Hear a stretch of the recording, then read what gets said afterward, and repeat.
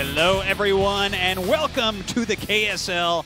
I'm Ro16, and I'm finally back. Welcome back. Yes, thank you so much, G-Clef, for filling in all the time I was gone, and now Tasteless is still gone, so I'm happy to have you here. And yeah, I'm excited, man. KSL continues onwards. It's the only StarCraft on the schedule for the rest of the year, basically. Yep, basically, and there's nothing else too much going around, so this is a good time to just tune in to a lot more remastered action. That's what we love, Brood War. Yeah. Welcome back. We missed you a lot. I missed being here, but vacation is good. It's not as good as Brood War, but you can't tell your family that. So go on vacation with them and then get back to your Brood War. Anyways, we have some good matches today. And, I mean, obviously a lot of good matches while I was gone as well. Been catching up on those. One of my favorite players in the whole world is playing tonight, though. Larva is... He's a showman. Yes. He's one of the greatest showman that usually really hard to find those kind of esports players out in Korea. Yeah. Usually we have a lot of foreign players that has that much ceremony, but he's the rare one here. Yeah, Footstar Gamer himself. Do you remember this? When he, did you see this clip with him playing with his foot? I watched. You guys were having too much fun on that couch. Oh my God, it was too funny. And then, I mean, this is the type of player that Larva is. In case you are completely wondering what the hell I'm talking about, Larva played a tournament in America that I was overcasting about a year ago now, actually. It was a while ago, yeah. The Zotac Cup. And he actually ended up playing with his foot against one of the opponents and won that game. And he won. But, yeah, I mean, he is an exciting player, and so I am just pumped to see him play again here tonight. that was not the only kind of ceremony that it did in the game. That was only a start. Yes, indeed. But let's go over the overview. You guys can find that anywhere. Just type in his name and you'll find it very soon. Still in the round of 16, so we're ongoing with the schedule here. KSL is kind of a funny tournament because the round of 16 is over half of the tournament. We have so many matches, and it's all best of 5, right? So it takes a while to get through. But then when you hit the quarterfinals, it's like you're in a rocket ship to the moon. Boom, and boom, the moon is the finals, G-Clef. Yes, December 15th. We don't know where that's going to be, but from the semis, it's best of 7 actually.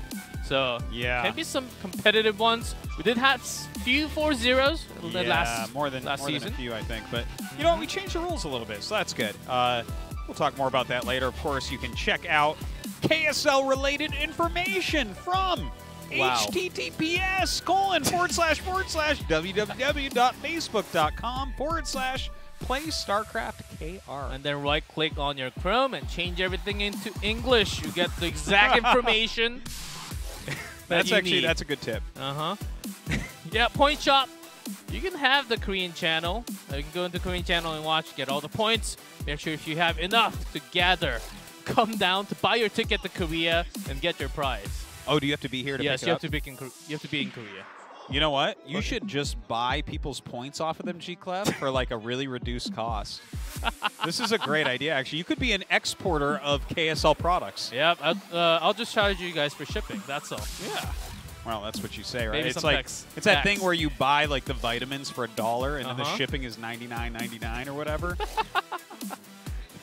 Well, that's the matchup today. I think we just skipped through the groups here. And tonight's the second day of Group C here. Larva versus Bermuda. Let's see who's the favorite. Who do you like?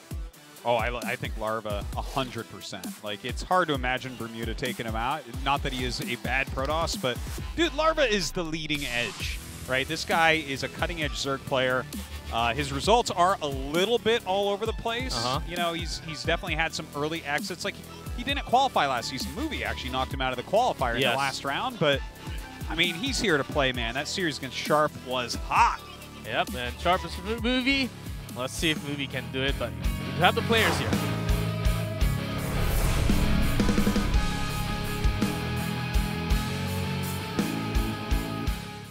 The Conor McGregor of StarCraft, or should I call Conor McGregor the Larva of UFC? I don't know who came first, but this young man, I know he looks old, but he's young. Yeah, he's 24 years old. He's born in 1994, so pretty young. That's so crazy. For a StarCraft 1 Pro, actually, in Korea, usually they would be about around in the early 30s, I would say. Okay, so 1994. So when I that's like started playing StarCraft, he was like 4 years old. I can't take a game off this guy now. How does that happen? How does that work, G-Club? I don't know. Wait until your kids grow up and beat you soon. I'll never let it happen. It's never going to happen.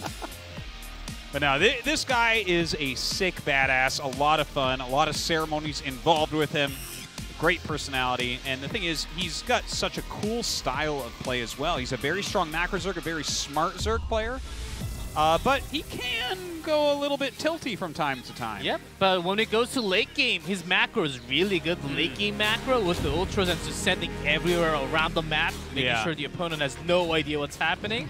He's going to get you. Indeed. Now, this guy here, he's changed his ID to Bermuda. It's kind of like a little inside StarCraft joke. Inside the base, perhaps not, but... Well, he was known for those Bermuda recalls. Yeah. Yes, so getting What happens to those? getting that memes out of the way. So no longer Jaehoon, he wants to be Bermuda strictly. Yeah. I asked him, so no more Jaehoon. Well, we'll see if he keeps on joining all the games as Bermuda, because Shuttle did that with Eyewater. He really was like, no, I'm Eyewater now. And then he joined the game as Shuttle. I'm like, no, not doing it. Not playing this game, buddy. But I'm sure he'll be joining these as Bermuda. Anyways, he's a good Protoss player. He never had a ton of success, but he's definitely a Protoss everyone knows, right? Yep. And does not have the best recognition by the Korean fans, but he's trying to climb up a little higher, especially with this KSL. So he's certainly, with the winner's match, if he's able to do really much better job and actually beat Larva today, that will be one of the surprises. That would be a huge upset, in my opinion. Like, I really like Larva's ZVP. And I mean, again, Jaehoon is a good player, but Larva we consider top tier. You know, he's a top 3-ish to 4-ish Zerg, I would say. Yes. Along with Sulky. Yeah. Who just lost Sulky, Effort, Jaedong, Larva. That's about it for me right there, man. That's a good list. Yeah, the Sulky match was weird, wasn't it? Anyways. As it started on this map with that proxy barracks on the left. Ooh, a brutal one indeed. Now, Heartbreak Ridge, this is our starter map for the round of 16. So we've been seeing a hell of a lot of it. ZVP on this map. Well, I mean, let's see how it goes. We've seen a lot of people trying to all-in with Zerglings here. I don't think Larva's going to do that. Well, if you just all-in, and you don't really break through even through the natural, doesn't even get a single kill onto those probes, or maybe like 1-2. Yeah. What can you do right after? Well, hashtag comeback, hashtag stronger, perhaps G-Clef, if I was watching those videos correctly. Unfortunately, it hasn't worked for most of our Zergs this season. Well, you get to learn about the builds by tuning into the stream a little earlier. That's true. Great subtitling going on there. So much thank yous to you, Mr. G-Clef. Well, I can only do so much. All right, we are getting into match one. Tell your friends. Larva is about to play against Jaehoon.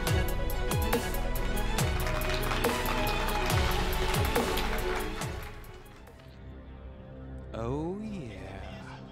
Over here on the left-hand side of the map, our blue Zerg. He's Larva. And his opponent in the red Protoss, it's caught myself. It's Bermuda. It's hard, guys. I've known Jaehoon as Jaehoon for how many years? Like 12 or so. He's been out there for a long time. Yes. He was a pro for quite some time. So, anyways, he's changed his ID. We're gonna roll with that. If I call him Jaehoon, I'm sorry. It might happen. Yeah. And here we are. He gave up his after party to come see Larva. Larva's play, certainly watching it live, I think that's worth. Yeah. An after party? Yeah. Oh, like a Huishik? Yeah, like a Huishik. Ah, okay. That's a work after party here. They're important. They're fun. G-Clef and I both love to partake in them, but yes, it's usually really fun. Yeah. Luckily, this is our job, so we don't ever have to skip a Huishik to be here. And you get free food, a lot of free stuff, so yeah, it's all good. Always love to go there and then just have fun a lot. Ooh, lots of... Oh, this guy just took the Korean SAT today. Really? Yes, and there's only one SAT per year, guys. So oh, this no is way. A very important day for that guy. But he's over it. He's here at the KSL to enjoy StarCraft. Yeah, all right. Everyone just clapped, too. Yeah, he's going to get a keyboard. Yeah. Kudos to him, man. That's cool. 1 SAT a year, and that's it. That's kind of crazy. In America, you take a whole bunch of those if you want. Yeah, so if you're like sick or if you trip in the middle, like the police will take you to the place so you're not late. Really? That's how important this day is Damn. to Korean people. Yes. So, like, there might be more than one person in the audience that took it today. Did you take the Korean SAT No. today? Okay. No, I didn't either. Just in case any viewers were wondering about that. Yes. I don't think I'd do too well on that. Yeah, especially the new one. Is it hard? I heard they have the writing section on it now. Oh, yeah? Yeah. And I'm pretty bad at grammar, as you can tell. Yeah. Well, I didn't mean it like that. I'm with you, though. It's okay. It's okay. I have the stereotype. I get 800 on math, okay? Ah, yeah. All right. Perfect. Perfect. So, just a little bit of scouting going on with this probe. Nothing out of the ordinary on either side. I believe it was an overpull. I was too busy having fun with you to truly know, but looks like it, based on those drones. And now we get to see what are you going to do here as Larva? Because that's kind of what you're looking at in ZVP in the early game. It's like, okay, can you get the probe? Probably not. Hopefully not for the Protoss, because if you do, oh my god, the amount of different all-ins that can come out, it's substantial. Having that one alive for the longest time is basically required because Bermuda is getting that Nexus up right now. You know, if you lose the probe, though, right? Like a Hydralisk Den can come down, they can go mass speedlings. There's so many things, and to scout again is really hard. They can like block their choke and things. But I almost feel it's kind of a funny thing, right? Because this is the most, or at least one of the most important skills for a Protoss player against Zerg. Yes. You can kind of see, like Rain, he doesn't lose that probe. Yeah, like Bisu, I used to watch Bisu play all the time, and Yeah. he would never lose that probe. You almost have to get Mutas out to kill the probe. It's crazy. It's crazy. Yes. You better have Zergling speed if you want to take this probe. And even then, that Bisu probe is not going down easily. Yeah, that's... Oh, wait until he comes back. He's coming back. Not soon, but soon enough. The StarCraft will be out here forever. He's been in the Army a year now, A year now, about. Yeah, yeah. So he'll be out in like 10 month-ish. Yeah, and I heard that they're actually reducing military time. Yeah. Like a year and a half from 2 years or so? It used to be like 23 months. Now for the Army, I think it's like 21 months now. Yeah, that's nice. All right. I needed to keep going down because I'm really afraid of the day Flash goes. Where am I going to get my fix? And Jaedong too. Yeah, seriously. They've got to go there. Gosh, we need a new Air Force team. Anyways. Air Force is 18 months. 18? Uh-huh. Damn. So not as bad, but... Can't you be a policeman, but it's like longer? Like 2 years or something? Yes, and you can't like professionally make money during that time. That's the thing. That's what Korea is, guys. Yeah.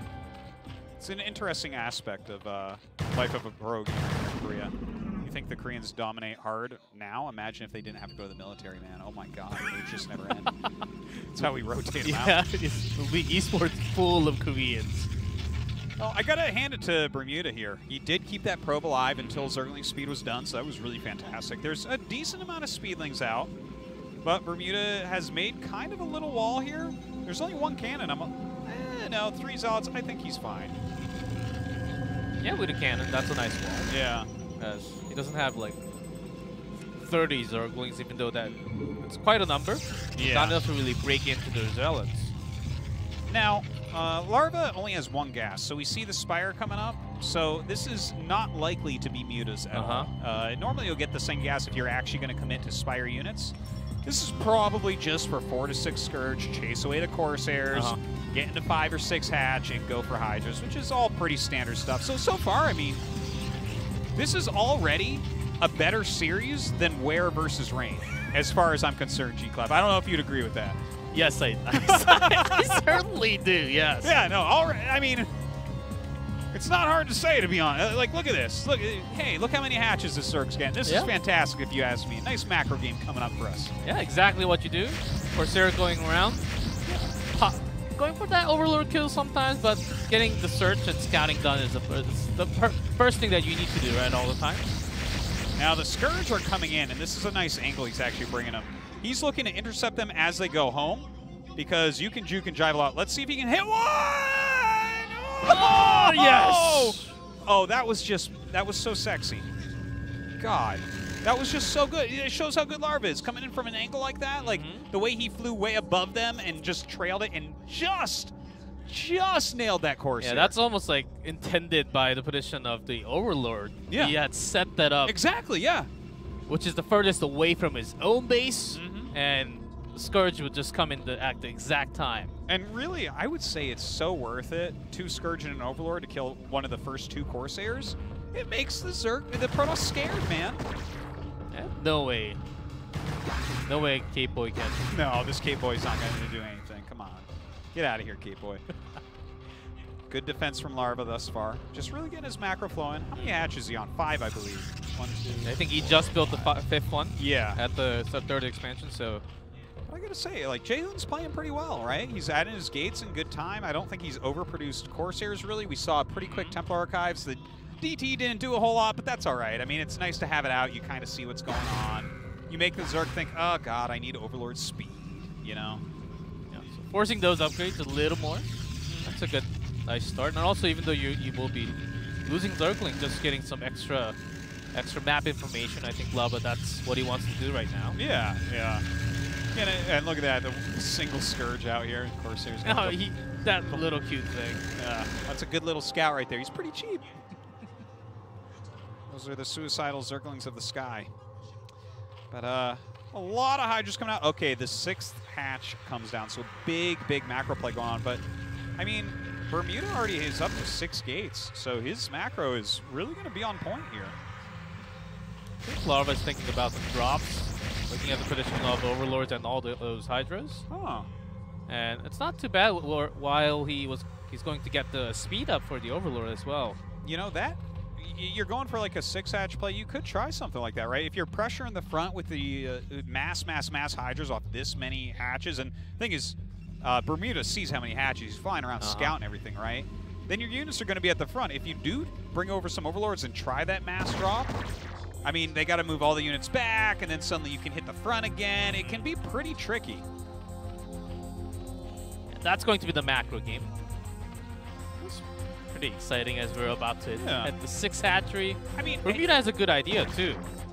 I tell you, yeah, they're both playing a nice game right now. And it's funny because I'm like poking fun at, like, you know, all the all-ins, for instance, Wear versus Rain. But I mean, this game hasn't had a lot of action yet, but we're going to start action really soon, and then it's not going to end. It's going to be crazy from then on out because these two have kind of given each other a lot of respect and played their builds very well. And they're in positions now where it's like, okay, we're both powerful. Let's see who's better now. Yeah. Comes to mid-game, there was no real big harass from either side. Really, no real damage done, right? And this like the standard ZVP game that we have. Yeah. The builds were about the same. He's got a good amount of speed lots. He's got his high Templars. He's got his +1. We got Larva just really massing Hydras at the moment. And, I mean, there's going to be a little window here, right, where maybe Bermuda can get something done before Lurkers are out. Now, do you just take your 3rd base immediately and try to play that kind of defensive macro game? Let's see. I think that's why he wants to maybe move out his units a little bit, just getting some extra vision before he goes out. He knows that Larva is having the mid-center just controlled with a lot of units. Yeah, and it's hard on this map, too, like, to attack up onto these hills. That's, like, one of the really interesting things about this map. Oh, that probe is going to go down, by the way. So the 3rd base is going to be a little bit delayed. It seemed like Bermuda wanted to take that. But the probe, probe lived somehow. Yeah, Lurkers are incoming. Of course, he has Dragoons to fight against them, but the one thing that you really got to watch for, a lot of the losses we see on Heartbreak Ridge are one player feeling pressure and attacking uphill into the other player. And then obviously the high ground is such an advantage. By that time, the fight is already lost. All right, so Bermuda, I mean, he's got a good amount of supply. He's got a scary army here. Oh, these Hydras. Ooh. Ooh, what's in this? You got to move back. What? I bet you he has a DT and a high Templar.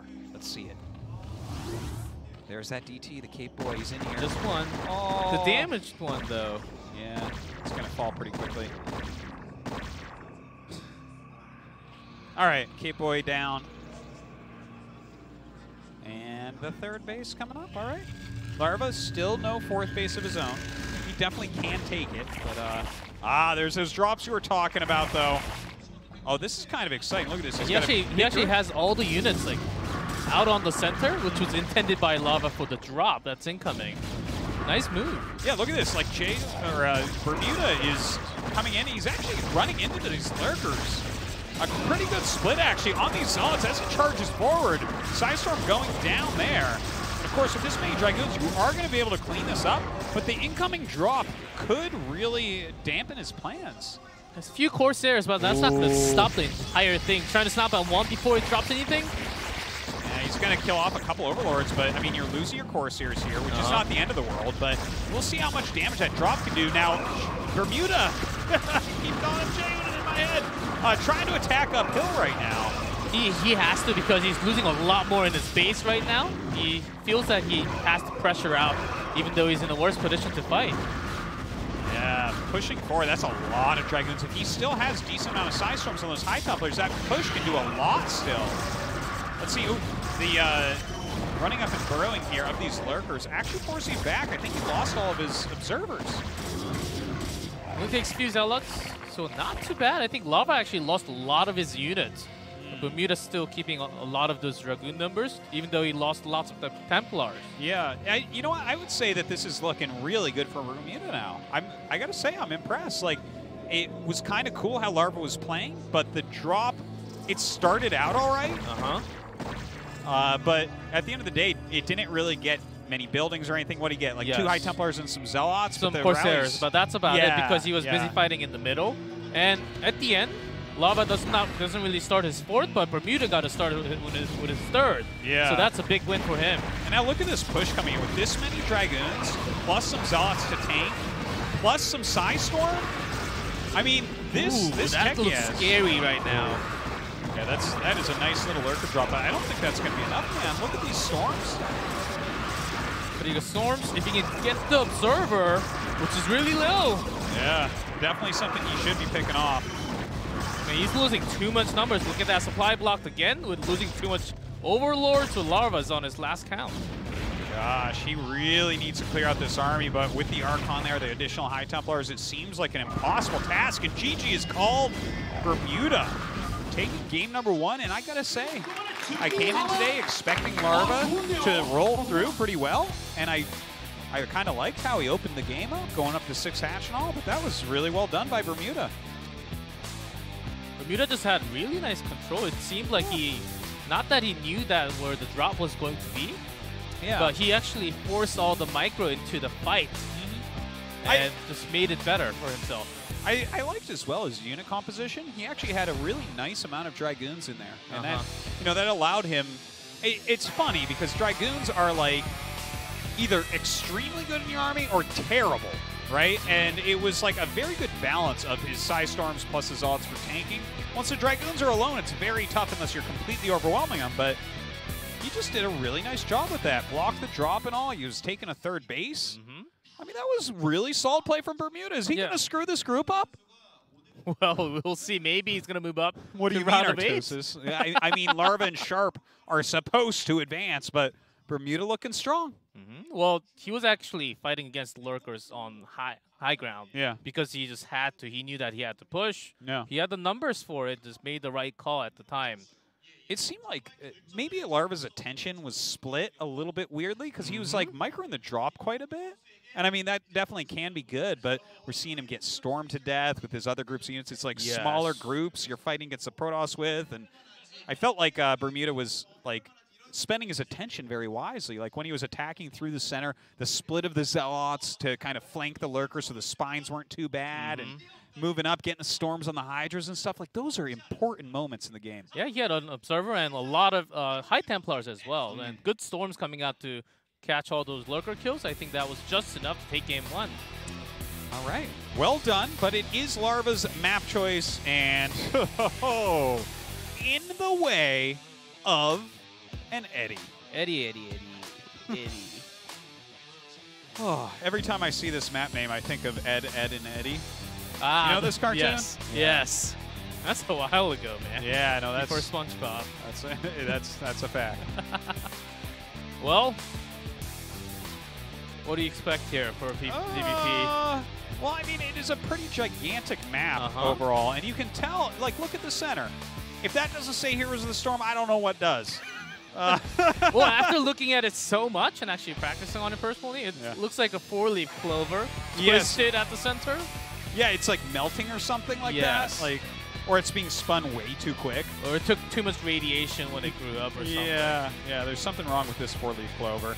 Hopefully it's a lucky map here for Larva, though.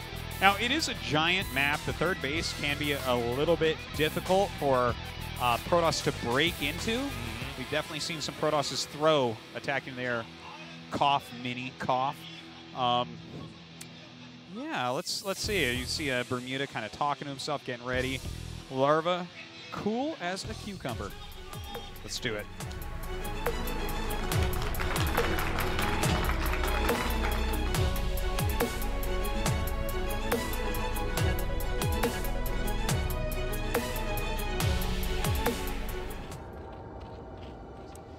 Alrighty, in the top left is our third player down a map. It is Larva.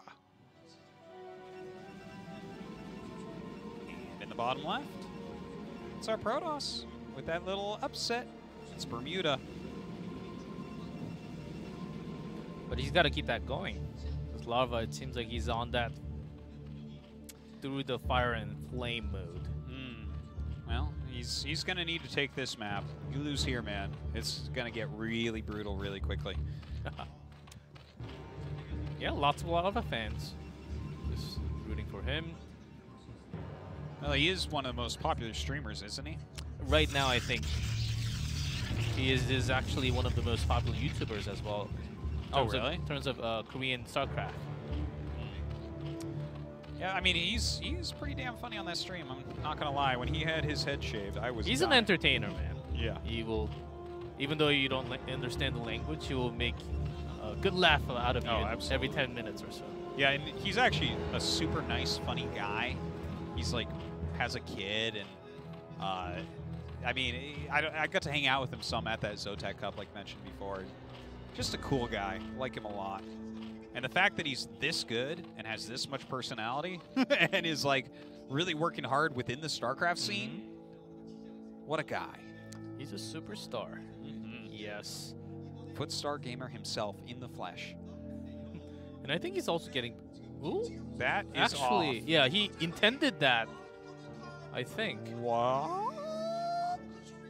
It is just one off. So we see that Bermuda knows how to place a Nexus. But yes. Larva does not. Because this is kind of funny. Actually, maybe because he doesn't really care about the second guess as much, but if you go to late game, it does matter.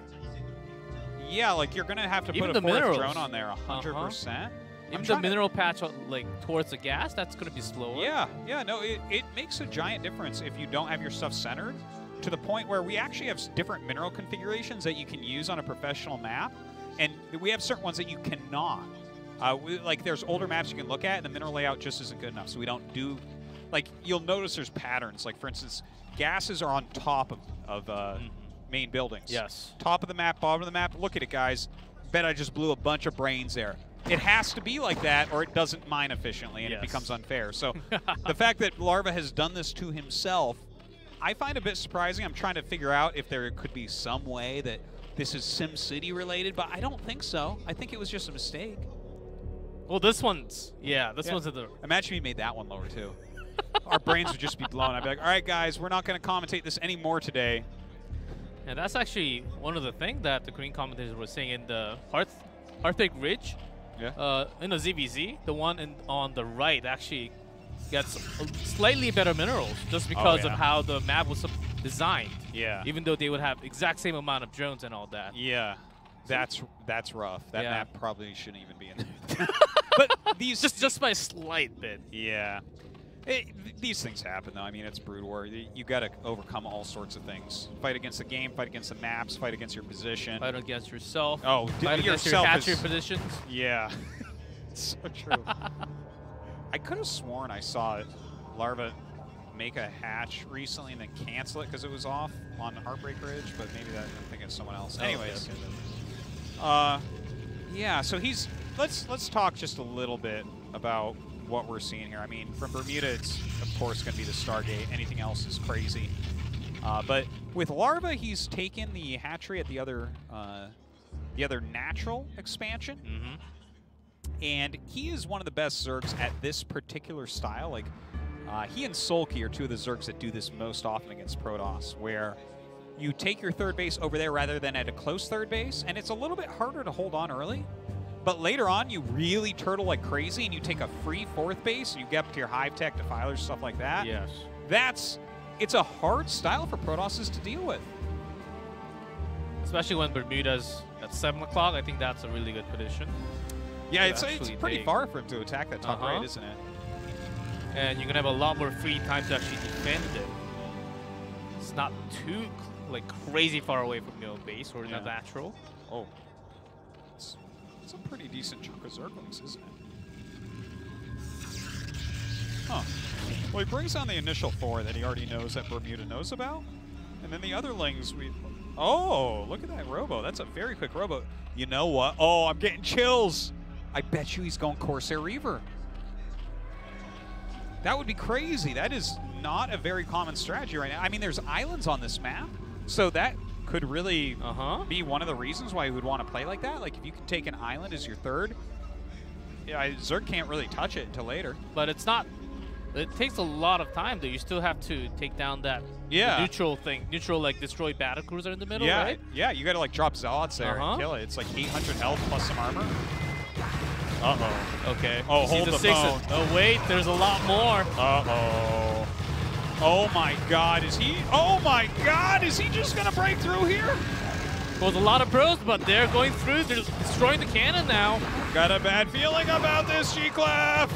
Wow, that's a lot of Zerglings that you have to go through. Oh, my gosh. I'm so sad. This is going to be game, guys. Oh, he's dancing. Oh, he's goofing. Get out of here, Bermuda.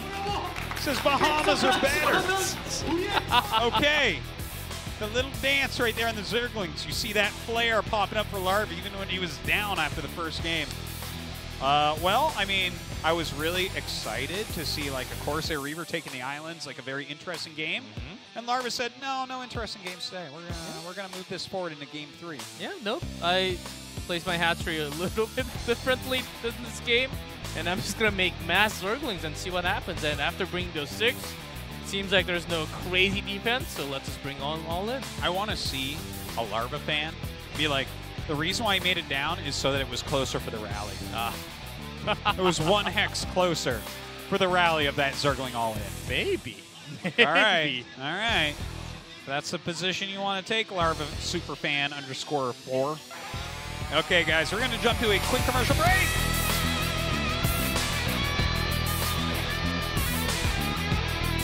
두 선수의 2세트 시작이 됐습니다. 아즈텍이고요. 4시 지역의 한두열 선수의 모습이 보이고 있습니다. 12시 지역이었나요? 그렇죠? 네, 제 거꾸로 봤네요. 그리고 4시 지역에는 정현정 선수가 플레이를 하고 있습니다. 네, 한두열 선수가 알 거예요. 아즈텍이 다른 맵보다 살짝 멀기 때문에 초반에 뭔가 공격적으로 하기보다는 중반을 노려보는 게 좋은데, 한두열 선수가 컨셉이 이런 걸 수도 있어요. 처음에 올인을 해서 상대에게 겁을 준 이유, 그리고 두 번째는 연기를 통한 운영. 네, 이런 것도 지금 배제를 하면 안 되는 상황이기 때문에 한두열 선수의 전매 특허인 구드로는 안 할 것으로 보입니다. 워낙 거리. 저것도 설마 캐논인가요? 위에 아니요. 이게 그냥 한두열 효과라고 보시면 돼요. 그렇죠. 한두열 효과이기 때문에 프로토스는 겁을 먹을 수밖에 없고, 네, 한두열이 1경기에서 올인을 한번 보여줬기 때문에 정윤정 선수 입장에서는 사실 겁을 먹을 수밖에 없습니다. 해처리가 2, 4, 5, 6개 아닌가요? 네, 6개. 6회처리. 6회처리까지. 네, 한두열 선수의 수비 영적은 기본 6회처리 플레이라고 보시면 돼요. 네, 요새 평균적으로 5회처리 출발, 그리고 나서 천천히 6회처리인데 한두열 선수는 일단 6회처리 먼저입니다. 근데 사실 육해처리 빌드도 자주 나오기는 해요. 나오긴 하는데 이제 한두열 선수가 쓰다 보니까 아무래도 좀 더 과감하고 지금 보시면 성큰 2개 지어놓고 그냥 드론만 찍고 있지 않습니까? 예. 그리고 상대 그러니까 어느 정도는 상대의 그 발업질럿 빠른 발업질럿을 배제한 플레이라서 지금처럼 이 질럿 4기 뭐 혹은 5기 6기 정도는 질럿이랑 저글링이랑 성큰으로 디펜스가 가능하다는 판단을 예. 내린 거죠. 자, 해처리를 뭐 쭉쭉쭉 늘려주면서 일단은 시간 잘 벌은 한두열. 자, 일단 바로 끝났습니다. 네. 질럿들. 일단 성큰 둘과 네. 난이 못해요. 네. 스포 콜로니까지. 예. 그리고 한두열 선수는 이러면서요. 드론 왕창 채우고 나서 갑자기 막 뜬금없이 막 뮤탈리스크가 나올 때도 있습니다. 그래서 한두열 선수랑 할 때는 프로토스가 항상 정찰을 잘 해야 되고 집중해서 플레이를 해야 돼요. 그러니까 네. 궁금한 건 정윤종이에요. 야 지금 정윤종 선수는 공이요? 아칸을 만들었거든요. 예. 이거 뮤타를 찍을 거라는 생각 하에 좀 만든 거 같기도 하고. 자, 살짝 우회하면서 발업질의 스포 콜론이 먼저 또 드론 들어가- 나왔어요. 또 드론이 나왔습니다. 드론이 성큰 두동으로 수비라고 있는 네. 모습이고요. 아니 일단은 예. 분명히 부유해지는 건 좋긴 한데 근데 이러면요. 예, 이러면 문제가 뭐냐면 스포 콜로니가 붙어졌기 때문에 커세어가 와서 그렇죠. 오버로드 사냥하면서 이후에 오는 오버로드 사냥을 당하기 때문에 이것도 사실 피해입니다. 예, 아니 지금 드론도 많이 잡히고 있고 맞아요. 어느 정도는 히드라를 좀 찍으면서 안전하게 이 순간을 넘어갔을 경우에는 해처리가 다 펴져 있기 때문에 좀 더 부유해질 수 있는 그러니까 더 큰 것을 가져갈 수 있었던 상황에서 드론 한 번 더 욕심내가지고 지금은 피해를 봤죠. 그러니까 한결 선수는 되게 지금 단순하게 게임하고 있는 거예요. 질럿이 안 오네? 그냥 드론. 질럿이 왔네? 다 저글링. 눈에 보이는 대로. 그렇죠. 지금 사실상 저 방금 그 질러 푸시 때문에 근데 공감이 돼 그게요. 좀 많이 지금 상황이 불리해졌다고 저는 보여지거든요. 건물은 많은데 네. 공실 뭐 이런 거 그러니까 건물주인데. 지금은 저글링이 힘을 받을 타이밍도 아니었기 때문에 드론이 잡히면서 저글링을 찍은 것도 손해인데 야, 요즘 버러우 버러우 저글링. 저글링들이 여기저기서 출몰하고 네. 있어요. 한결 선수 지금 움직임이요. 스콜지 드론 성큰 설마 패스타이브 뭐 온니 저글링 뭐 이런 그런 것도 이러거든요? 있죠. 예. 이것 지금 또 못한 전략인데 이러면 예, 예. 프로토스가 무서울 게 없어요. 아, 계속해서 이거 공격 멀티. 아 이거 스포. 스포 부서지면 오버로드. 오버로드 살수 여기 와 이거 맞지? 아니 그냥 완전 맞지? 오버로드. 끝나겠는데요. 오버로드. 와 오버로드. 아래쪽에 병력을 제거할 수 있는 병력이 아예 없습니다 한두열이. 아니 오버로드가 뭔지가 있다고. 여기서 떼죽음을 당합니까 여기서? 오버로드 몰살 한두열. 와 지금 이거만 한두 선수가 이제 할때 사실 사라졌다고 봐도 돼요. 오버로드에 날아간 자원만 1,000원이 넘을 겁니다. 인구 완전 만찬을 지금 네. 컷에 한번 찍어보면 적어도 하나당 한 2킬 이상씩은 3킬일세 5킬 와, 치가 이게 3, 5, 뭐야 7, 뭐. 이게. 예. 와 지금 이제 한두열 선수가 인구수가 32거든요. 상대가 35. 100이에요 100. 네. 커세어가 저는 이 게임을 어느 정도는 정윤종이 예측을 했다고 좀 생각이 드는 게 사실 아칸을 저렇게 빨리 만들진 않거든요 원래. 근데 정윤종이 눈치를 채고 아칸을 그러니까 선 템플러에 대한 욕심을 프로토스들은 가져볼 만한데 상대의 어떤 병력 움직임이나 아니면 건물 그리고 해철이 늘어난 숫자를 보고 아 이게 성큰 저글링 디펜스를 하면서 하이브구나라는 거를 예측을 한 것 같습니다. 네, 조합 일단은 자체가. 정윤중 선수가 거기까지 예상을 하고 온 거는 맞는 것 같고요. 그래도 정윤중 선수는 와. 혹시 모르니까 원 악한 이후에 기다렸단 말이에요. 근데 질럿이 그렇죠. 한번 뛰어가 봤는데 뮤탈도 안 보이고 네. 히드라도 안 보이고 드론 나오는 게 눈에 보이니까 네, 이런 식으로 준비한 대로 하는 것 같은데 거기에 한결 선수가 제대로 카운터를 맞은 것 같습니다. 인구 자율타 100 차이 나겠어요. 여기 또 뭐가 왔죠? 다 크겠죠. 다크? 아무래도 오버로드가 다 죽었기 때문에 그렇죠. 다크네. 와, 네 마리가. 사닥. 이거는 사닥. 세이죠. 여유죠 그냥 네. 여유. 이번에는 커세어 이 다크의 만찬. 와, 이 커세어를 줄일 수도 없고. 한두열 선수의 저글링 올인 그다음에 운영을 정은종 선수는 다 알고 있는 것 같아요. 그러니까 보통 저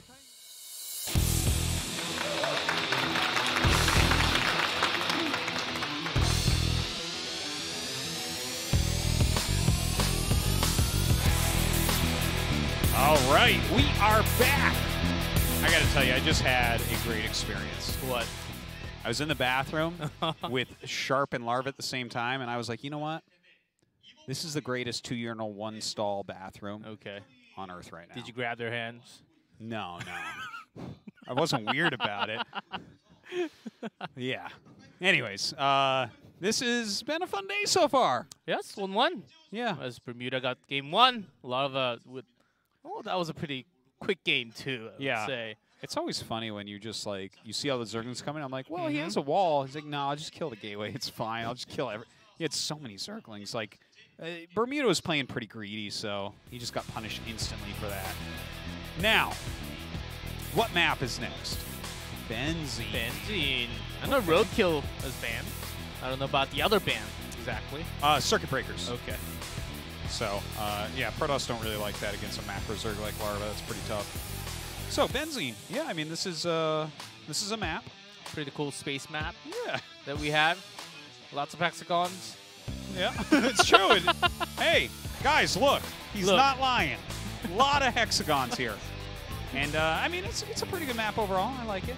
I mean, I'm interested to see how this is going to look. I guess taking that really well-defensed third base for Larva could be a little bit difficult. That might be what Jaehoon is looking for here.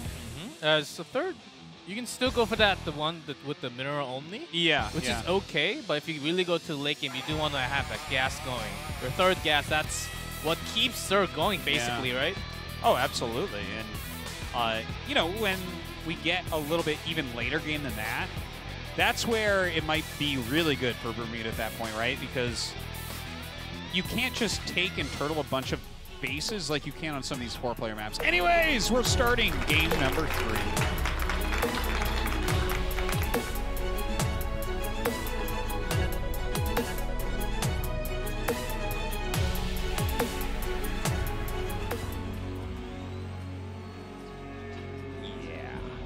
Top right, our Zerger McGregor.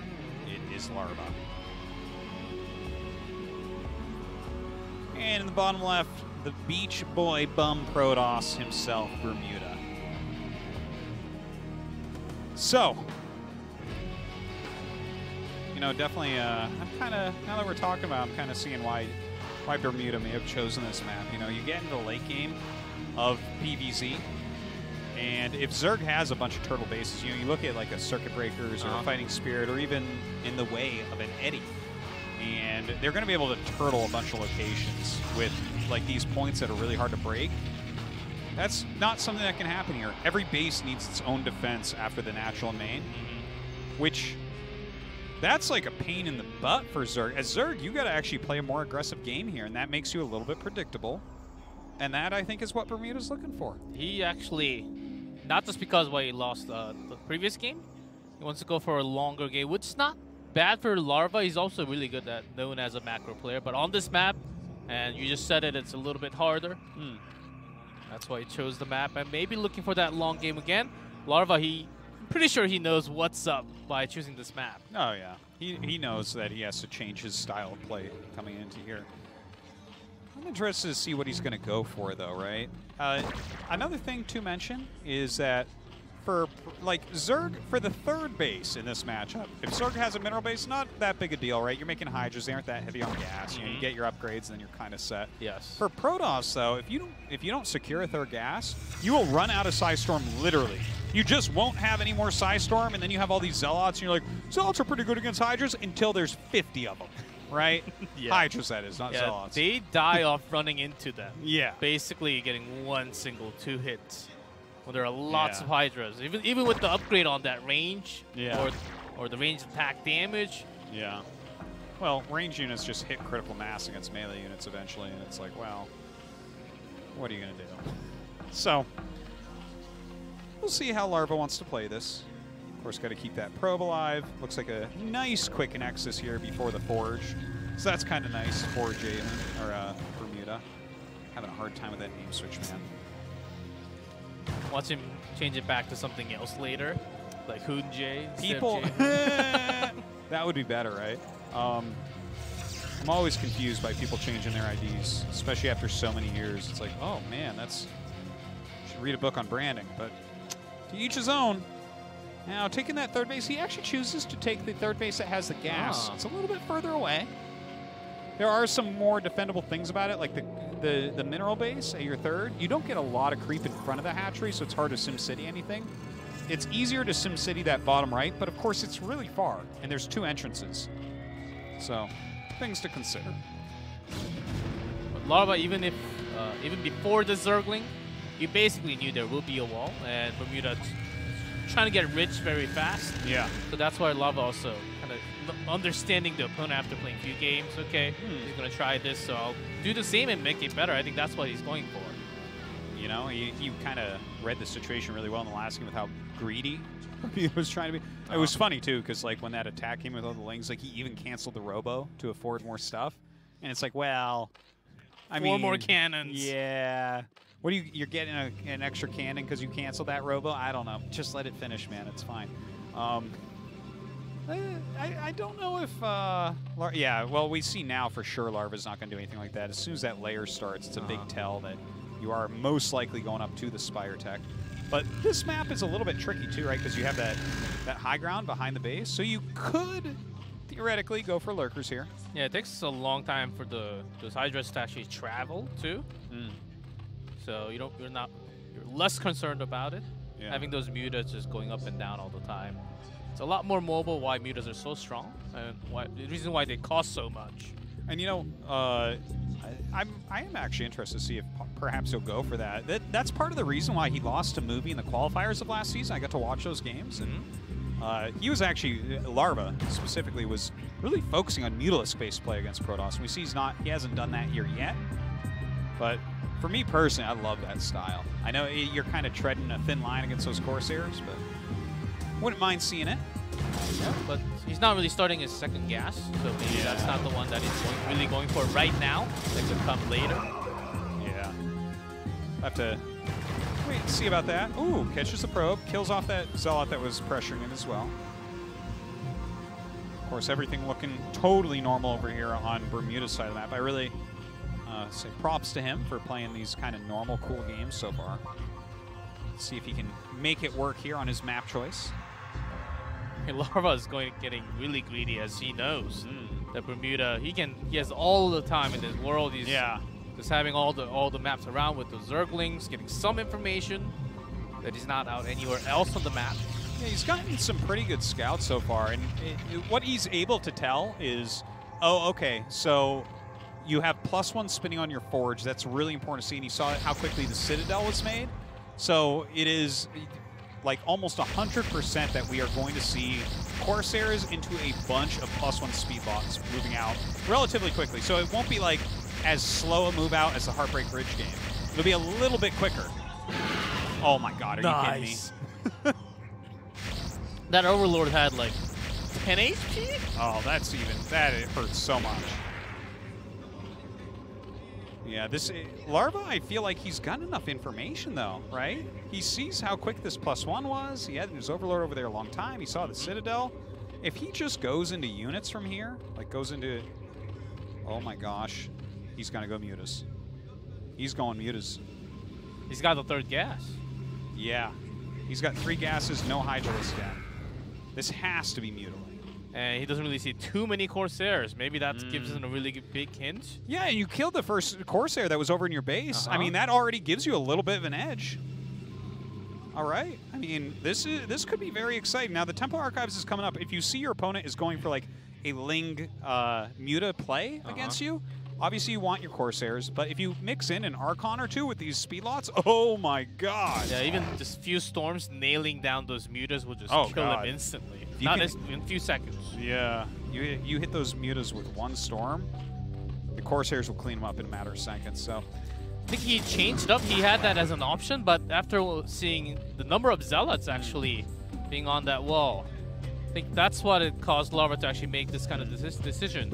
Oh, this is really cool, man. Okay, here come the Zealots. Now, Mutas obviously can kill Zealots with impunity, but it takes a long time. Yeah. The Zealots are pretty beefy. So you see right now Bermuda running away with a few of the Zealots. He's saying, okay, you choose what you're going to go after. Now, the Corsairs are coming up, but there are some Scourge to try to force them back.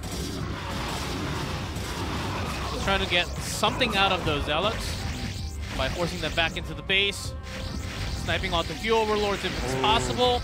Oh god, he doesn't have +1 carapace for these mutas, so against the +1 Corsairs is pretty tough. He has a lot though. Scourge coming up, those will force the Corsairs back. And the Zealots, like, they're not all dead yet, but they've been doing things like hitting Sunkens, so they really haven't done what they've been intended to do. Killed a few. I don't think those are drones. A few Zerglings only. But as long as it's keeping Larva's hands busy, I think he's doing the job. Yeah, it's a good point. Like now getting some drones. Even just keeping the mutas back, like playing cleanup for a little bit, buys Bermuda a lot of time. He can make a couple Archons, he can keep up that Corsair count, and that's gonna be really, really powerful for him. Like, you get a few Archons together with your cloud of Corsairs and some Zealots around them, and this type of unit composition can't really engage that. You have to be very careful about it. Corsairs being chased away by those Scourge, but it seems like just enough defense here from Bermuda. Holds on. I'm really kind of excited about this Bermuda attack coming up with the Archons. It's such a tricky thing to try to defend against that with this unit composition. Is he going to switch into Hydras? I think so. I think that's exactly what our observer was highlighting, by having the Evil Chamber down there, having this many Muta, that seems like just about enough. And then he's going to go against the ground units, so bringing some Zerglings, Hydra, it seems necessary at this moment. Now, is he going to make an Archon out of those? Yeah, it looks like it. I wonder when he's going to go for Storm, because this can be a little bit tricky, right? If you overmake the Archons, then a Hydra switch is going to be good against you. Archons aren't really that good against Hydras. Good micro, good micro. I'm feeling it. Yeah, Bermuda's off to a nice game. Yeah. He's got 2 solid bases and trying to expand a little further now with the pressure, but he will be surprised the amount of Hydras coming out soon. Yeah. I think this is a good timing for him to push out. Oh, those Archons are really helping out against the Scourge. These Mutas having a hard time. They're trying to kite back and do a bit of damage, soften up these units somewhat. That's not a whole lot. He's really going to be relying on these Hydras now. Look at this spread. Oh my god. Ah! All right, well, if he forces back the Corsairs, the Mutas can still deal damage. Good micro there by Bermuda. Bringing those Corsairs back over the Archons. Here comes the attack in. Looks like that Sim City plus the Hydras behind a little bit too scary for this army. That's a good amount of Hydras, and also building up from the 5 o'clock. Now, this is the tricky part, right? Bermuda does have a strong army. If he attacks in and it doesn't go well, he'll be in a lot of trouble. You see where he's taking his third and everything? It's a mineral base. Can he remake this army strong enough against Larva? Larva's supply is kind of closing in on him. That's not something you want to see. Might have to cancel a few of those getting made right now. Oh. These Hydras are trapped here. Yeah. This has been messy. Okay, but the little flank coming out and actually targets down the Archon. This is actually something that can be a little bit scary as well. If Bermuda overextends, loses too many Archons, and the Corsairs go down, Mutas can come back out. You can switch your tech around as many times as you want, sir. And not just here. Mutas can be all around at any time. Oh, well. Oh, not anymore. Oh my god. When it just tips into the Corsair favor and then everything goes away, I'm like, oh my, that just is crazy. I'm so glad I don't play ZVP. Yeah, ZVP is actually really fun. You have your own ground versus ground and basically air versus air. Yeah. It's 2 completely different armies fighting each other, basically. It's really unique. Yeah. That's why Zerg basically has to bring Hydras a lot of the time. That's a really good point, actually. It's actually being a fun. Filthy Terran player with, I never really have. I basically only play Zerg, so it's one of the worst matchups that I don't like too much. Yeah. One of. You get 3 matchups. What are you talking about? It's 2. I like ZVZs. Oh, okay, That's okay, it. I get you. I get you. Okay, I mean, these armies are getting pretty darn large, especially for Bermuda. Look at that. You got, let's say that he has 1 Storm per High Templar. He should be able to break through and do some damage somewhere.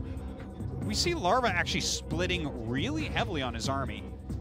Looks like he has 3 main groups. This one up here, though, I feel like what he's... Yeah, see, okay, with these units come down, he has to hit the 3rd base with the other group across the map.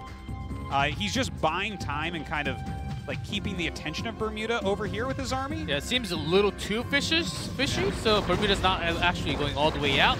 Sees this right now, comes back with the units. Yeah. It's not gonna do too much damage, but still pulls a lot of the units.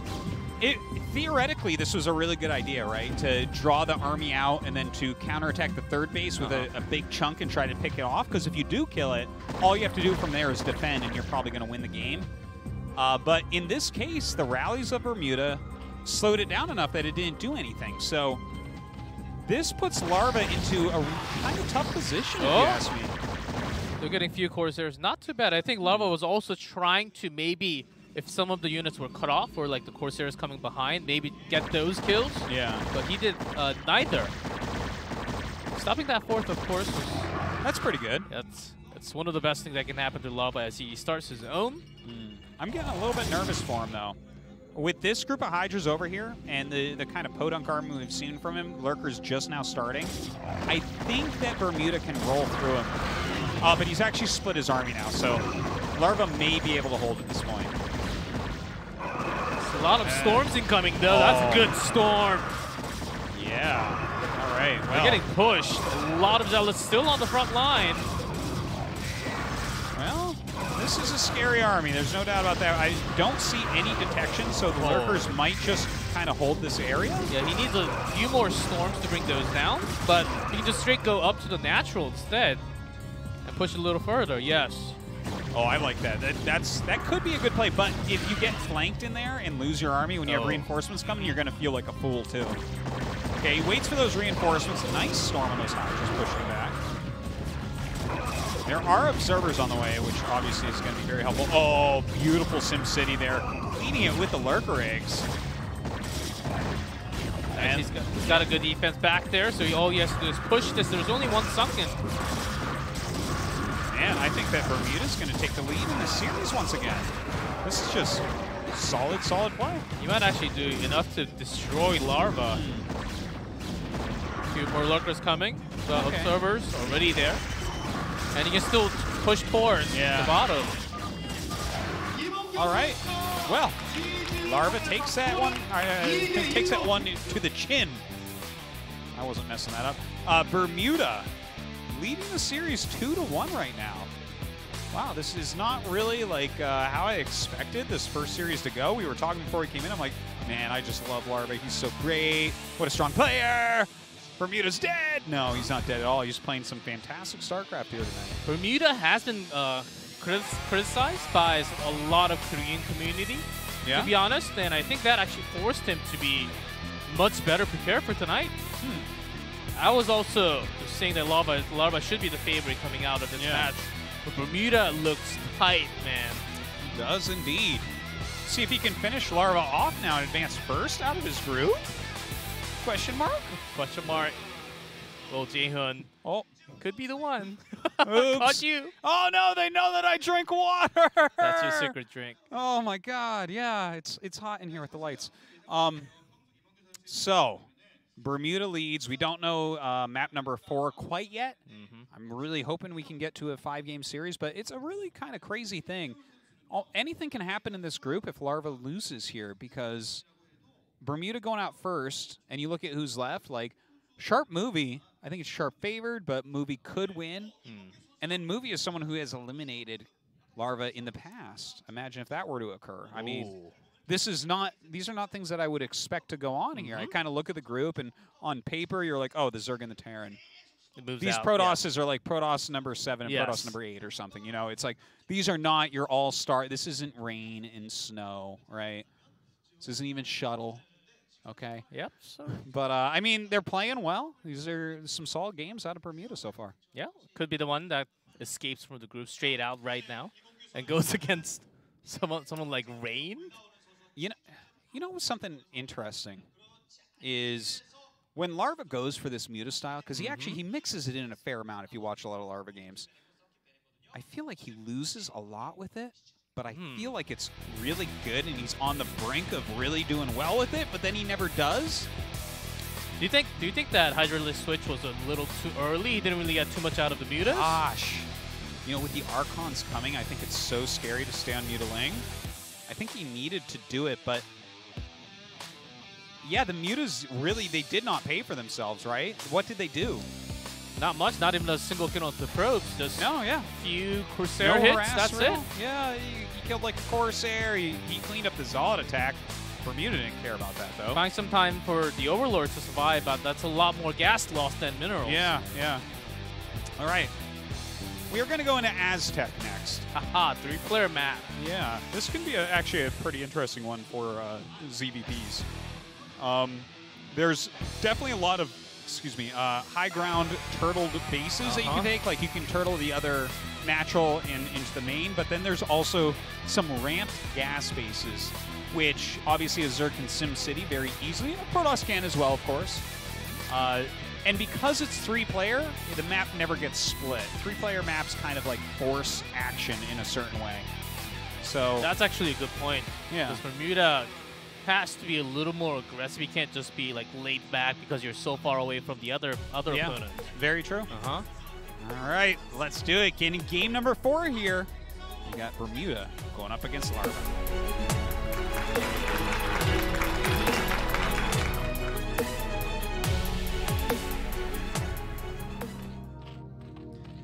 And in the bottom right, a Zerg player. It's Larva. And in the top center, a Protoss player is Bermuda. Okay. And now we wait.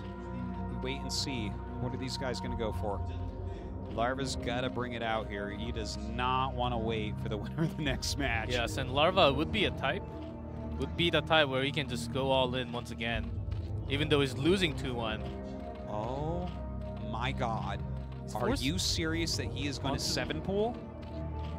Are you serious, G-Clav? Whoa, I talked about all in just now. Oh yes! my God. A 7-pool against Protoss. Yes. Well, unfortunately for him, there's a 50% chance he gets scouted first. And this time he will get scouted first. Ooh. Oh, boy. I mean, if you scout this first, I actually don't know about timings of 7 pools in this matchup. I just don't. I don't have my book of pools, early pools on Aztec against Protoss timings. I don't have that. It's about time where Protoss is about to finish the wall, if they can. We're getting the first Zealot out very soon. I think here you have to throw down your Forge. Now, if this was like, does he make a pylon in the main, or can he actually block this up here? I think he's going to block it at the natural. Like, you throw down 2 cannons, and then you bring a bunch of probes. Yeah, you do have to put a lot of probes. Yeah. That's exactly what I think is required to block this. If they run past, or if they surround your cannons before they're finished, or even after they're finished, if there's enough lanes. And also, you can actually delay those Zerglings by just keeping the probe here and then delaying the Zerglings on the ramp when you're going down to stop it for like 0.1 second, 0.2 seconds, like twice or something. And that actually does make a difference. Yes. So 2 cannons on the way. He's going to have to pull those probes soon. This probe, yeah, see, he's delaying them just, well, exactly. I guess the back ones aren't delayed, the front ones. Just a little tiny bit. Now, he's going to have to pull those probes up. You see his, oh, look at that call you had, G-Clef. Waiting on that ramp with that probe. Every trick that you know comes into play. Because that's what I lose to oftentimes. Yeah. You're a 7-pooler, I knew it. 5-pool. Even more manly, right? Oh, God. Oh, God. Oh, God. Okay, he's got 2 cannons up and actually didn't have to pull a bunch of probes. Okay, well, quality. There you go. Just lost 1. Forced out 2 cannons. Okay. Okay, so I'm nervous for Larva. And even more nervous for Sharp right now. Sharp, my boy. I want to see him go deep, man. He's one of my favorite Terrans, but... Ooh, that slippery little thing. Keeping that probe alive.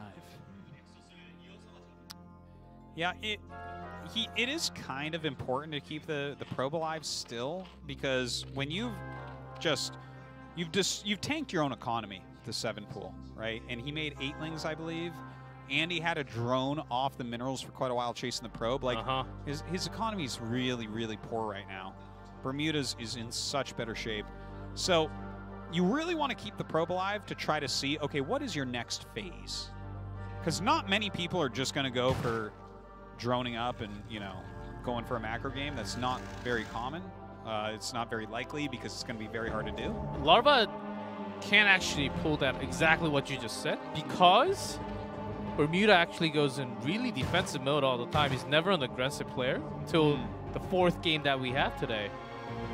So Larva may just buy enough time where he can actually be rich. Well, he's really poor in economy now, but with 3rd hatchery all the way on the left, it will take a long time, of course, but I think Bermuda will let that happen. And yeah, well, do you think he's going to go mutas again, or is he going to go just like Super Turtle? Is he going to go right into Hydras? I think he decides on the layer coming. I think he decides on the fly after watching how many units are near that wall. That's why he has that Zergling. And after, because he's certainly having the Forge upgrade right now. Yeah. Well, I'm sure he'll add a Spire. If you're going to go for layer that quickly, you're going to add the Spire. Oh my God. Okay, he actually. Oh my God. First. Oh, that's super interesting. Okay, so the way Bermuda's playing this, he's skipping his Stargate and he's going Citadel. So this is going to allow him to do just core outground units. Yeah. And then when you waste your time and energy for Spire and Scourge, just push out. Dude, yeah, and like for instance, if you are going Scourge instead of Muta, which is the more common thing, then obviously like you can switch into Mutas, but he's going to have a lot of Zealots with speed with +1. And thing is also in a situation like this, I really love this from Bermuda because if Larva was going to go for a Hydra bust, you're more likely to hold with this, right? Because you're focusing on ground units. You know how helpful a Corsair is against 3-hatch Hydra? Not too helpful. Just a few. Turns out it doesn't hit ground. What a crazy thing. So yeah, this is a very interesting game the way this is going. 3 Zealots walking out across the map. Feels like the beginning of a bad joke, but that might be for Larva. Well, he went for that all in. Not the best place for Larva here. He's got some Zerglings, but there's a good wall, so he can't really go through. I forget though, what wins? 4 Zerglings or 3 Zealots? Pretty sure it's the Zealots. Okay, he's starting the hatchery, saying, you come fight me, I'm not chasing you all day. Okay, so he's just trying to be as efficient as possible. Look at this. To break all those Zealots is so tough. Yeah. Possibly going for that drone snipes. Just 1 by 1, slowly, because Bermuda, more time he gets with this harass, it's better for him. And kind of interesting, Bermuda just added a Stargate and is starting his +1 for air, so he will be going to Corsairs just a bit later. Oh man, talk about efficiency. Those Zealots were killers. Jeez. Well, Larva is trying to kind of bring it back right now. We still don't know exactly what he's doing tech-wise. Okay, you know what? Double Stargate. Yes, so, that was just double. I was just double-checking myself. Yeah. I think he's feeling that this might be Muta again. Bermuda's trying to just mind trick him. Okay, he's bringing lots of Zealots, speed upgrade and weapon upgrade too. So okay, and I don't really see Corsairs. What is he trying to do? And then go late Corsair with lots of Corsairs, which Larva might not be prepared for at the moment. These Zealots are running around. The Zerglings trying to buy a little bit of time, just kind of rotating through. He sees that it's double Stargate, so Larva definitely will not be purchasing Mutas. That's a good thing that he sees that. You see double Stargate, there's like no point. Unless you have a lot of free money to make Devourers for some reason. Yeah, that's true. Devourers will chomp through that, no problem. So the 4th base, you know, it's interesting. You were talking about how Jaehoon, you know, maybe this is the player that Larva could try to drone up against after that failed 7 pull. And that is kind of what he's done. He's going for that super turtle thing that we were talking about earlier. And this does get very, very hard to break. But Jaehoon has such map control right now. Look at this coming in. Looks like he doesn't want to waste units here. But as his Corsair count really grows as well, I mean, he's really kind of dictating the pace of this game in many ways, but Larva is playing single player right now. Basically. Yeah. He's trying to build an RPG here against the computer. Yeah, Trying to fight against the AI. But Larva bought himself a good amount of time. Yeah. Didn't really lose too much. Those 3 Zealots could have been a scary thing. Yeah. But didn't really lose too much time pulling drones. A little bit, but that's about it, right? Yeah, I mean, this is well done. He's kind of gotten himself into an interesting position where he's going to have these 4 bases. He's really gone, like, you see, he doesn't even have a second gas yet. He's really focusing on rebuilding his mineral-based economy. Oh, look at that. Yeah, that's We got scary. from 2 star. That's a lot. He's going to have to make a spore at the natural and at the 3rd. Because, yeah, okay, he already has one. Wow, look at that. Look how smart he is. How did you know? Well, because otherwise a single DT will come in and kill him. Oh, yes. 1 DT walks up. You could have 50 Overlords there. 2 Stargate Corsair will kill them all. All right, so kind of a nice denial in that 3rd. Just slows it down. Oh, look at this. He spots DTs and a shuttle. This is good scouting. Yeah, his timings. Those timings on those Scourge, even though you will lose a lot of some of them, it's always worth it. More than worth. Look at that. Extra score. And he's Spores making, going up. He's going to make a sunken and a spore in his main. So, like, this is some great play. Oh, if he fine. gets shuttle. That would be so Okay. big. Nice zoom in, though. Quality observing here. We actually have a famous player as an observer nowadays. Crazy moving, if anyone remembers him. So, look at that. Sunken spore at each base. So now DT drops are a lot weaker. The 2 Stargate Corsairs actually haven't done that much. I was thinking he was going to be able to fly around, really start clearing out Overlords, but right now, Larva's playing like a man on fire. Like, he's really making a lot of hard choices and defending everything as well as he possibly can. Larva doesn't really have much, but the efficiency of the Scourge and having a good read of what Bermuda wants to do next and where he's going to go. Like, Larva's reading everything right now. Yeah, he's had great scouts and all that too. Like, okay, double shuttle. I'm not sure what he's going to get done with this. Let's see. And you can see how much static D that Larva's making. That shows you he knows. He's like, well, this game has to go extreme. Like, if Larva wins this game, guys, it's 25 minutes. Yeah, a lot of K-Boys with the Zealots. Does have a sunken, but how many Hydras? He's got to pull the drones. Oh, the drone's actually getting on top of those DTs, pushing them back. The sunken lives. The sunken lives. Beautifully done. More static D in this base. Oh my God. I gotta tell you, I am just getting nerd chills all over the place. Like, these Zealots still kind of doing some work, but if he can save this base with a double sunken coming up, oh my God. And he will. Yeah, and with the spore living, you can't kill it with DTs. Wow. Quality stuff here. Bermuda forced a lot into that shuttle. 2 of them. I think he may have lost one from the Hydras in the middle. He did lose at least one. Okay. I didn't see the second one, what happened to it, but I don't think it died. But look at this. Like, Larva has just sat back, defended like a beast.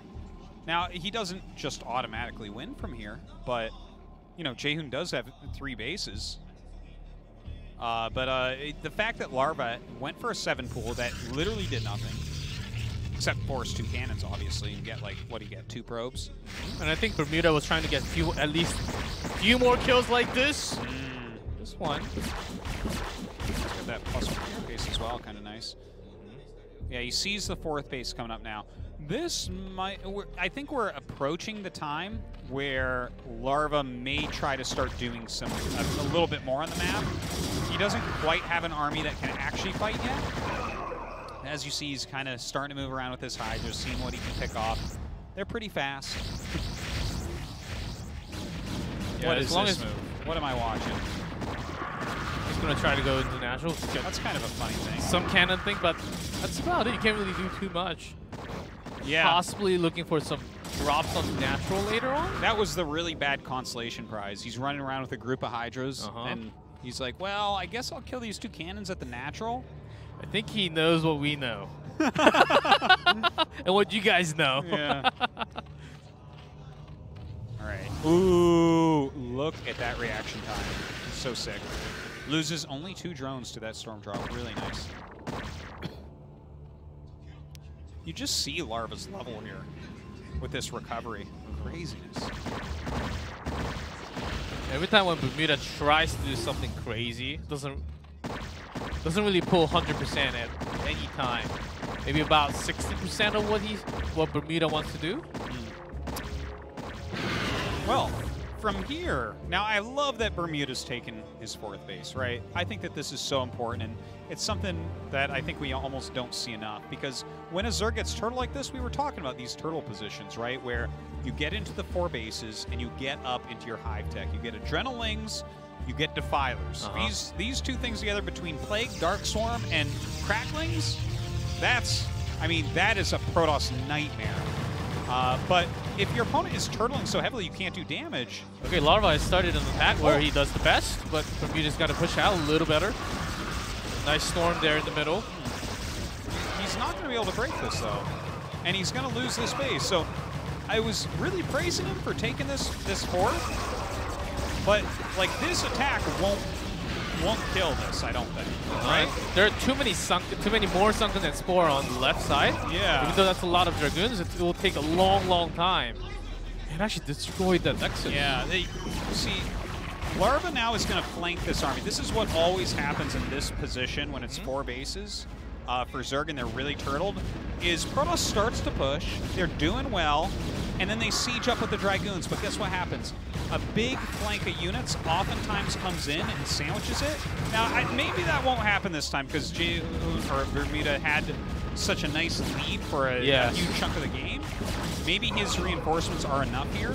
And Larva just was somewhat supply block. He had to make a lot of Overlords. So I think he was waiting for the Larva counts on his hatcheries. So that's like delaying the reinforcements to come in.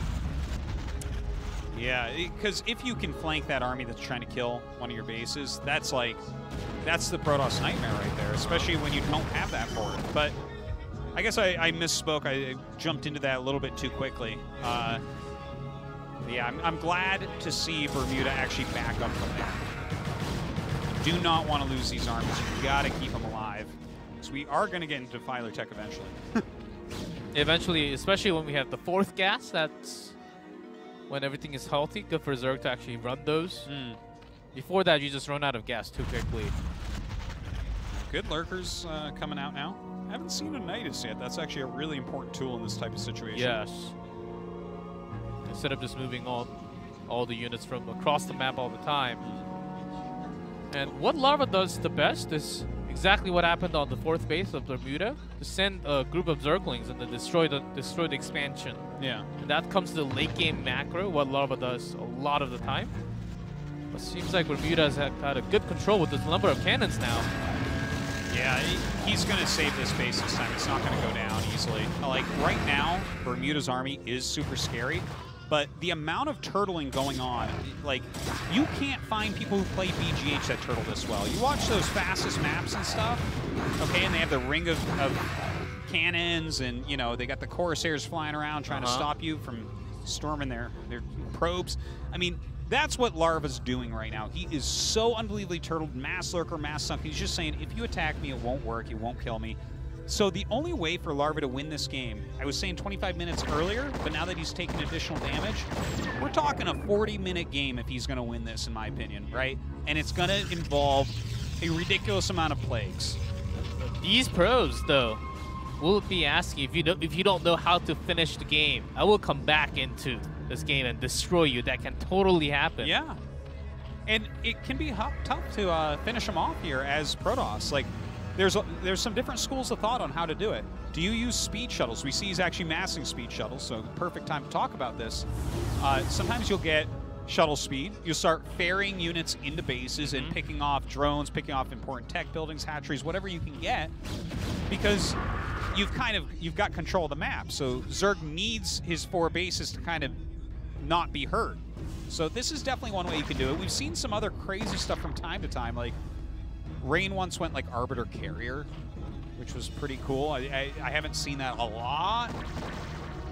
I would like to again. I don't know if I ever will. We'll see. But yeah, let's see how this works. The Scourge are coming. There are a lot of defending units, but those Zealots, Ooh, Storm coming out here as well. That is a lot of Zealots, no doubt about that. But plenty of units coming down. These Zealots are not going to kill this whole base. Not by any means. While Bermuda is doing this, I thought he was going to move the entire army to the natural near the base and then have a good diversion away from this, but he actually doesn't really do that at the same time. Yeah, that can be a really good move if the Zerg like over defends an area. It's like he is coming over here. Maybe a storm drop setup. There it is. Larva once again with a great pull. Actually loses nothing to that storm. And Bermuda taking base number 5. So he is looking to be a base up, but Larva is expanding once again. Yeah, this game is crazy as Larva is. Oh, he's about to lose the shuttle too. And everything nearby. The Storms has been like not the best sometimes, but still Bermuda is having the lead, so it's not the worst. But Larva is he's starting to come back into the game by climbing up here. Yeah, he's doing a fantastic job. Oh, I love that too. Oh God. When you get into the extreme late game, those Reavers can be very important. A good counter to Darkstorm, a good counter to Ultralisks. Of course, we have some Mutas flying around at this point. The Corsairs have been cleared out, so the Mutas are going to be reasonably good. Yeah, with this amount of upgrades, going to be surviving a lot more shots. And look at this, he's got so many lurkers. Now he's actually pushing out, but of course you can't really... That's so funny. He's actually blocked in by his own buildings. He has done to himself what he tried to do to Bermuda. Oh, it backfires, doesn't it, Larva? Well, certainly 20-year-old AI can't really go through that. Certainly not. Well, hopefully he'll clear out one of those Sunkens and walk through, because the hardest thing for him is going to be to hold on to that 5th base at the top. And he is taking the 6th down at the bottom. That one's a little bit easier to hold just because it's that kind of a awkward angle where you're going in between everything that Larva has. You can flank it easily. But the top base should be one that he can kind of deal with. And Larva actually has a lot more on the left. Great Storm here, though. The second one comes and lots of Hydras are going to go down. But he has made himself, Larva has made himself a very great wall and lots of units controlled on the left side because Bermuda has not been really poking into the main too much. You know, this game is really getting turned on its head. It's hilarious how many lurkers we're seeing. Okay, there's the Defiler mount. I was going to say, we do need to see Defilers at some point. Okay, Bermuda's maxed out. He needs to push, and he's going for it. Lots of Reavers will destroy these Hydras. Yeah, he actually dived in there to see what he could get done. Didn't get a whole lot done. Did get the Observer, which is really important, though. That was the first thing he grabbed. Yeah, let's see if Larva can hold this, because if he can't, obviously... Oh my God, that's a lot of lurkers. If he can't, obviously, there's nothing left to talk about, but if he can kind of hold on a little bit longer, get into that Defiler tech and start some circling drops, that's where it gets really tough on Bermuda. But Larva does not have a bank. If Larva can sandwich these units with lurkers, that will be one of the best things. Ooh, he's coming up. I would like to see the sandwich, as you said, but maybe he wants to go on from one. If you go on from one side against Reavers, it's a little bit harder. We're giving a lot of time, basically, for him to clear out. Okay, he's going in. Oh my God! Ooh, gets that shuttle. That had 2 Reavers, I think. And the Observer, I think. That's not. We can't be seen here anymore. Some ridiculous storms going down. Filer is up here. We haven't seen the spells cast from it yet. Maybe waiting on Consume. More and more upgrades. Of course, you can see that there's a great bank for Bermuda right now. He's getting, look at that, even has Observer speed. He's really, wow, what a great game this one is. Even Larva, not. But remember what this game was supposed to be like. 4 minutes of the game, Plague instead. Yeah. Plague to Archons, is there anything less efficient? But what yeah, if it was the other way, getting the shield removed instead of the HP? Oh my God, Archons with garbage late game. Yeah, okay, so now that the Plagues have begun, that is a true comeback mechanism for Zerg in late game situations like this, right? Protoss can make these sick comps, but if all your stuff has between 1 and 3 HP, everything that you have does full damage to shields. That's a fact of life. So the shields actually go away really quickly. And then if you have nothing left, it's like, well, Do you have armor upgrades? I don't care. It doesn't matter because your unit's just going to die. So it's a really great way to be more efficient. And with this much army, which Bermuda didn't really lose too much of, they're all maxed out, and Bermuda has that much bank, but he's not really using it to push out to finish the game until this moment. He's trying not to be like too inefficient, but I don't see what the plan is. What's the plan here? To finish Larva out. Because you can't split this map, right? We were talking about this before, because it's a 3-player map. Larva's just going to have more bases. And he's going to be plaguing, and he's been playing defender all game. So it's like, Bermuda will run dry. He needs to have a plan to win this. Yeah, there's too many lurkers. Of course, Reavers, he did have them before, not this time. Had a lot of observers up in the air, so that should be good for scouting. Dark Storm's going up. Those Dragoons going to be much less useful. But he's still charging forward. Still has such a powerful army here. Looks like he's going up into this area. Yeah, you should be able to break that spot unless a flank comes in.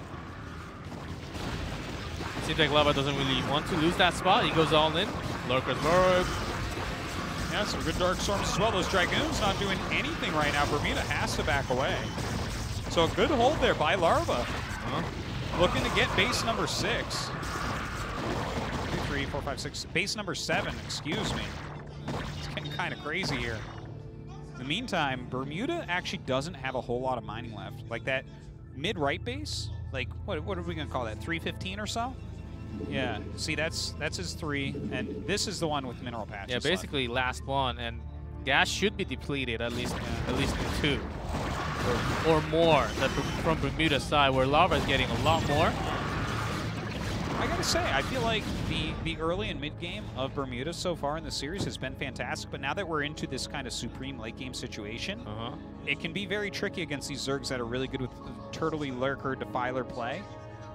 And all it takes for Larva to defend the base is a few Lurkers near the high ground or split apart against the Storms, and that should buy him enough time because Bermuda's not really going all in and pushing out too much. And if you're not killing these bases, what are you doing? All right, so a Lurker push coming in. I mean, ooh, yeah, nice one there. But yeah, the Reaver push coming up. That's definitely one way you can fight against this. Ooh. Brutal plays. Overlord come just in time against the DT, so Larva will might actually secure them. He's trying to sandwich these units. Look at the number count of the Bermuda. Dude, I think this is the end. Yeah. GG. All right. Really epic comeback there from Larva after a failed 7 pool to bring it back in such a long game. I feel like Bermuda, again, plays very well in the early game and the mid game. And then that supreme late game, we didn't see a real plan. He started with a plan, right? He did a great job in the mid game. I liked the 2 Stargate Corsair. It was defended well, though. You know, he made some moves, and then he tried the speed shuttle. But after that, what did he do to try to win? He had one big Reaver push uphill, which was good. Yeah, it started doing well. But after that was cleaned, like, he didn't do anything else the rest of the game, basically. I think he wanted to push out a little further, stop more expansion at least, but he was going dry as you managed. Yeah. And Larva was expanding everywhere around the map. Basically, he had expansions of 2 players. Indeed, he did. All right, so we're going to Game 5 after this commercial break. 자, 3세트 시작이 됐고 대각도 아니고 서쪽 라인에서 경기를 시작하고 있습니다. 11시에서 1시 방향으로 출발을 끄는 김성대 선수의 오버로드가 보이고 있고요. 이재우 선수는 7시에서 경기를 펼쳐 나아가고 있습니다. 16강 A조 패자전 경기 보고 계십니다. 네, 많이 나오기 때문에 김성대 선수가 이번 경기를 진짜 완벽하게 잡아내면은 그때부터 역전의 시나리오가 그려지는 겁니다. 자, 하지만 그 단단한 이재호 선수를 한번 꺾어낼 수 있을지 스파이어 테크 저글링 꾸준하게 나오고 있고요. 네, 현재까지는 최근에 이제 자주 나오고 있는 3회 처리 뮤탈 대 원베럭 더블 그리고 선엠베 오베럭 대로 지금 게임이 되고 있거든요. 예. 바이오닉 병력이 나갔다가 안전하게 이제 합류됐고 예. 그리고 팩토리 올라가는 거 이런 것들은 충분합니다 지금. 다리를 이거는- 끼고 싸우고 있어요. 그래서 김성대 선수가 그래도 잘 싸웠죠. 많이 잘 싸웠습니다. 다리를 김성대가. 끼고 그렇죠. 메딕도 잘 줄였고요. 예. 이러면 이제 예. 어느 정도 병력이 줄었기 때문에 과감하게 한시 쪽으로 바로 달리기가 좀 무서울 수도 있거든요. 네, 뮤탈리스크가 피가 상했기 때문에 그냥 병력들 합쳐서 올라가도 상관은 없어요. 그러다 올라가도 이미 러커와 뮤탈리스크가 대기를 하고 예. 있기 때문에 사실 저 병력으로 뭐 끝낸다 이거보다는 후반을 가기 위한 양 선수의 지금 신경전이에요. 네. 자 스캔 뿌려보고 일단은 성과 러커가 벌써 나왔네요. 근데 김성재 선수는 최소한의 가스로 지금 수비를 하면서 후반을 오, 넘어가려는 오, 겁니다. 야, 드랍십! 자 야. 도드랍시 일찌감치 자 드랍시 이악 물고 자, 하나 격추. 네, 이건 좀 크네요. 예 커요. 네. 이거는 나오는 네. 예. 말씀하시죠. 예, 클 수밖에 없는 게 베슬이 아닌 드랍십인 거를 뮤탈리스크가 확인하지 않았습니까? 이러면 드랍십의 존재를 알고 있어요. 모르고 막는 것과 알고 막는 거는 천지 차이기 네. 때문에 일단 드랍십을 막는 데 있어서 그렇게 어려울 것 같지는 않아 보이고요. 네. 자 일단 네, 오버로드에서 발각. 자 반응을 한번 김성대 선수의 반응 일단은 뮤탈리스크 달라붙기 시작하고 있고요. 네. 병력 내립니다. 자 드랍십의 활용은 일단은 실패로 돌아가는 것 같습니다. 네, 김성대 선수는 지금부터는 계속 수비만 해야 돼요. 네, 산가스 지역 지키고 저그가 기동성으로 승부를 볼 수 있거든요. 근데 지금은 그 과정이 너무 길고 이미 울트라보다 배틀크루저가 먼저 나와서 지금 활동을 준비하고 있는데 아이고. 네. 네, 그리고 또 여유가 넘치니까 3스타까지 올라가는 모습이 보였었거든요. 네, 3스타 배틀 그리고 베슬 섞어 쓰면서 울트라가 나와도 게스를 낭비, 배틀로 베슬을 낭비시키고 울트라가 나와도 3스타 베슬이 한번 쫙 뽑으면은 베슬이 많기 때문에 자원 낭비를 계속 시키고 진짜 저그전 참 잘. 거기다가 5시 쪽에서도 좀 팩토리 그렇죠. 팩토리 늘릴 필요가 있죠. 이게 안 지는 판단을 하는 거예요. 탱크까지도 만약에 이제 조합이 된다 이랬을 때는 저그가 이 조합을 깰 수 있는 방법이 없어지기 때문에 그리고 지금 울트라로 넘어가는 시점이다 보니까 지금 정면에 럴커 없죠. 예 없어요. 이것도 병력이 지금 하나도 네, 왔네요. 왔어요. 왔는데 아니 그 주도권을 잡지를 못하는 것 같습니다. 그러니까 뭐 이미- 배틀 떨궜다고 칩시다. 그러니까 이미 이재호 예. 선수는 200이 찼어요. 예. 그렇다는 것은 병력을 좀 더 그냥 적극적으로 활용을 하면서 뭔가 이 바이오닉이 줄었을 때는 배틀로 환산, 뭐 탱크로 환산 이런 것들이 가능하기 때문에 상대적으로 지금 김성대도 사카스는 먹고 있습니다만은 너무 가난한 거죠. 상대적으로 맞아요. 예. 상대적으로. 네, 바이오닉 병력이 이제 울트라가 풀업되고 막 뛰어다니기 시작하면 바이오닉은 유통기한이 옵니다. 하지만 지금은 이재호 선수는 소모전만 해놔도 그렇죠. 네, 저그가 뭐 수비밖에 못하는 상황이에요. 그래서 계속해서 소모전을 통하고 저그의 개수 유닛을 줄여주면서 예. 말려 죽이는 거죠. 자 보세요. 상대적인 거 인구수 200 꽉 찼거든요. 이정도는요. 이번도 118이에요. 상대적인 겁니다. 이러면 울트라가 떠도 문제입니다. 그렇죠. 업그레이드도 잘 안 돼 있고 지금 마린이 거의 풀업되지 않았을까요? 네. 3위업 정도 됐을 거예요. 아직은 3업이 안 곧 됐네. 될 것 같은데 예. 되는 순간 울트라는 풀업되기 전까지 일단은 센터를 못 잡는다고 봐야 돼요. 그렇다고 디파일러를 대동하자니 베슬이 너무 많고 3업 됐죠. 3일업. 야 지금 김성대 선수가 센터 이하로 내려오질 못하고 있어요. 네, 지금 이재호의 저 병력들은 그냥 가진 것들의 일부인데 김성대는 모든 걸 바쳐서 막아야 되는 상황이거든요. 그리고 지금 문제가 뭐냐면요.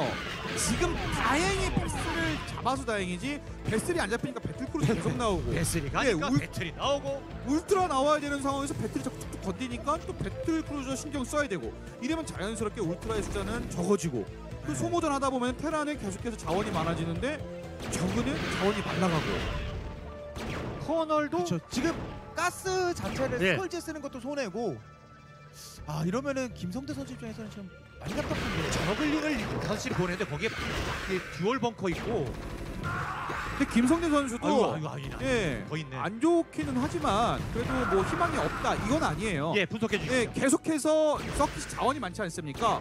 울트라 풀업되고 뭐 옷가스 계속 먹고 미네랄물 뒤에 먹고 육가스 먹고 완전 버티고, 가서 버티고. 버티고 계속 버티잖아요. 예. 그러다 보면 언젠간 기회는 와요. 근데 그 기회를 오늘의 이재호 선수 가 과연 줄지 그쵸. 네, 이것도 그리고 부분이고요. 그 버티는 기준이 병력이 소모되면서 버티는 건 버티는 게 아니거든요.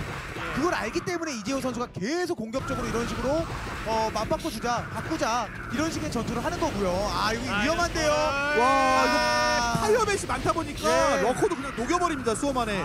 그리고 이 사가스 멀티가 뭐 흠잡을 데가 없어요. 그냥 오늘 이재호가 보여준 플레이.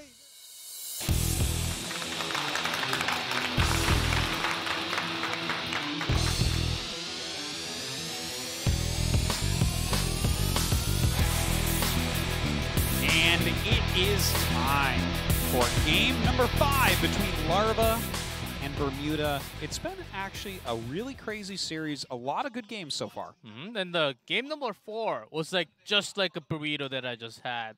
It was good until I bit onto the final cilantro and the jalapeno. That's what Bermuda felt. He was saying, okay, I got this. Spicy. 7 pool, that was easy. So I take control and win the game, but no, Larva's on top. That's just like the fire sauce you put on your burrito there. There's a Taco Bell near the studio. We eat dinner there quite every often. single time.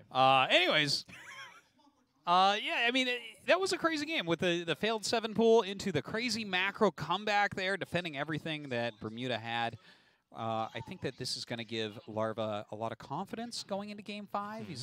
I want to see him play a very standard game here. I think it's fighting spirit, isn't it? It has to be. Yeah. Right? With roadkill banned. And circuit breakers was Yes. banned, and so that leaves us with fighting spirit. That has to be. And Larva won against him in the early game, unless he went for all-ins. In the very late game, he won that too. So Bermuda kind of in this best of 5 strategy building, he has trapped himself actually against Larva because he lost against the early game strategy, the late game also when he was winning. So Larva should actually be feeling pretty good going into the final game. I think so, and especially when you think of Fighting Spirit, it's a map where you can do this turtle strategy very easily. You take that other natural from another main base, and you can turtle up with that SimCity, get that 4th base kind of for free. Every expansion either guards another expansion or is on high ground, so it's got just ramps up to it, great SimCities, etc., etc. I feel like this is Larva favored right now, even though Bermuda has been surprising the hell out of me and playing a great series. It took 2 wins, but it was on the map where he had a lot of favors, I think, especially on Benji. Larva, unless he goes mutas for some other reason, I think he's good to go. You know, he does go mutas quite a bit. He's not afraid of doing it. So there is that possibility coming up here. Well, I mean, I guess the KSL ASL record shows that Zergs are beating Protosses here. You got to be a little bit careful about the stats overall that you see on when they're this small of a sample size, and actually the big ones too, because balance changes over time in the player pool and stuff. But anyways, I mean, I think Fighting Spirit is pretty decent for this matchup. Seen a lot of good games here overall. Yeah, one of the best map, most played map for the last 4 or 5 years, I think. Yeah, I would certainly say so. Fighting map is so played. It's crazy. All right, here we go, guys. Tell your friends. It's been a great series. I'm expecting a great game number 5.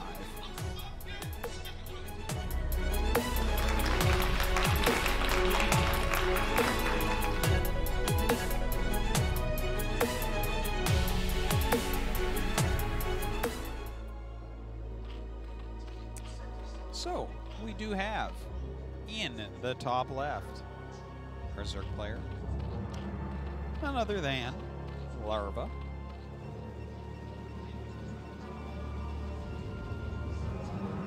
In the top right, our Protoss player is Bermuda. Okay. I mean, I don't think there's going to be anything weird early on. There is always that possibility that you'll see like a 3-hatch Hydra coming out of Larva, right? He hasn't done that yet. You know, Hydra Bus, obviously kind of one of these builds that you can just kind of take out a Protoss with at any time, it seems. Definitely makes the match a bit volatile for those Protoss players. Yeah, well, it's certainly going to be, if it's something weird on this final game, Bermuda is not the player that's going to pull out. Larva can always do that. In any games, under any kind of certain circumstances. Yeah. So, Lots of Larva fans. You can cheer for it. rightfully so. Guy danced Zerglings that one game, right? He didn't Yes. clown on him that last game, though, man. He was pretty close to dead a couple Yeah. times, so... And those are not the time you go for the Manor Hatch when you're losing that much. Yeah. Actually, someone did Manor Hatch lately. Who was that? Yeah, Larva. Yeah, I thought so. Okay, yeah. Just a week ago. I'm a bit jet lagged, but I watch all the VODs lately. So Yes. it's like somebody, I can't remember. Anyways, very quick scout here, which is kind of nice for Bermuda. He is going for a gateway expand, so he'll be put on some pretty heavy pressure with a few Zealots rallied out. Larva knows exactly that. Trying to delay the hatchery, so that's a nice delay. Yeah, he's actually delayed it for quite some time.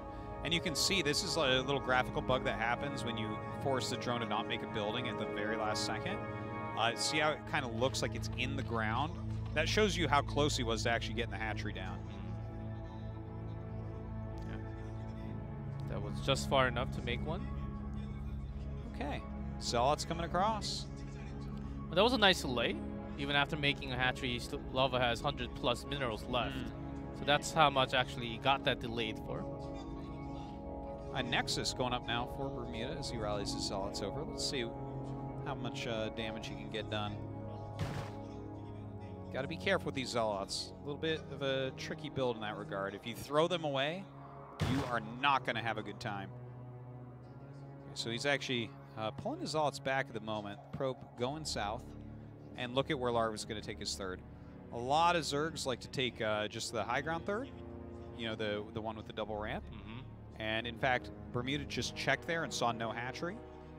So he should be checking the natural now to see if that's the way Larva's going to play once again. I think with that probe, Bermuda saw that drone going out. That's why he's scouting you're around. right. You did see that. Yeah. Yes. He does check the hatchery down there. It's a little micro game here. No big deal. No one's expecting a lot of damage. It's just you have all this speed. Look at their APMs in the top right here. Both of them over 300. And just kind of utilizing that, seeing if they can make their opponent make a little mistake. Not going to happen, though. Not something you really expect to see at this level. Especially this early game. Yeah. Your attention is not super split at this point, especially with these types of strategies. So, just the layer coming up. Very kind of standard stuff from Larva, especially considering his style. I'm excited that he's taken that third base where he's taken it as well. Really do think we're going to see a very turtly game out of him once again. A very big macro game. Nice block, gets the probe kill before he gets this entire base really seen for Bermuda's side. And Larva, because he did something like this before in game 4, where he had an expansion all the way out there. Look at this round, really good micro. Yeah, loses about 3-4 lings to kill off that Zealot, but just the fact that he made the Zealots go back is actually really useful. You know, he never thought he was going to kill that Forge, but when you threaten killing the Forge, the Zealots come back, they aren't pushing out, you have more time before you have to make your Zerglings.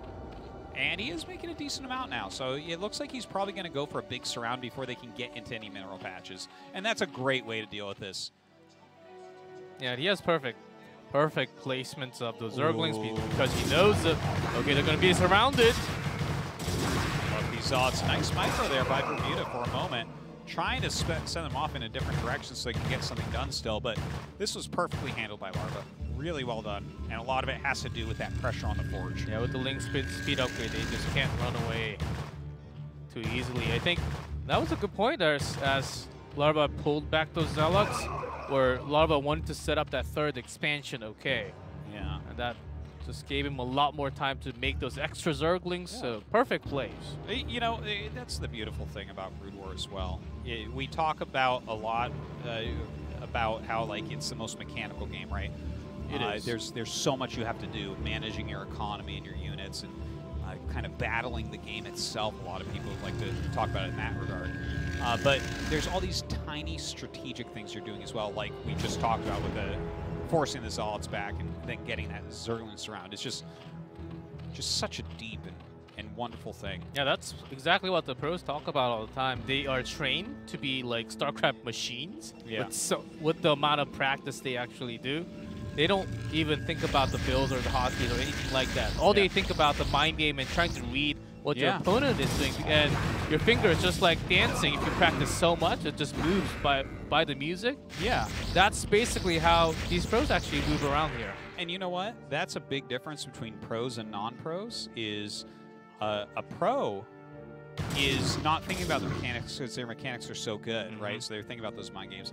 Now, a non-pro will oftentimes think about mind games as well and little tricks and strategies and tactics, but their mechanics aren't really good enough to do that. Really, the best way to get good at StarCraft is to focus on just the mechanics until you're this level and you can actually play like these guys. Kind of an interesting thing about it. Anyways. That makes this game so much harder but better at the same time. Yeah. It's a pretty good game, I've heard. 20 years strong. Okay, so a little bit of pressure coming out from these Zealots. Good SimCities going up.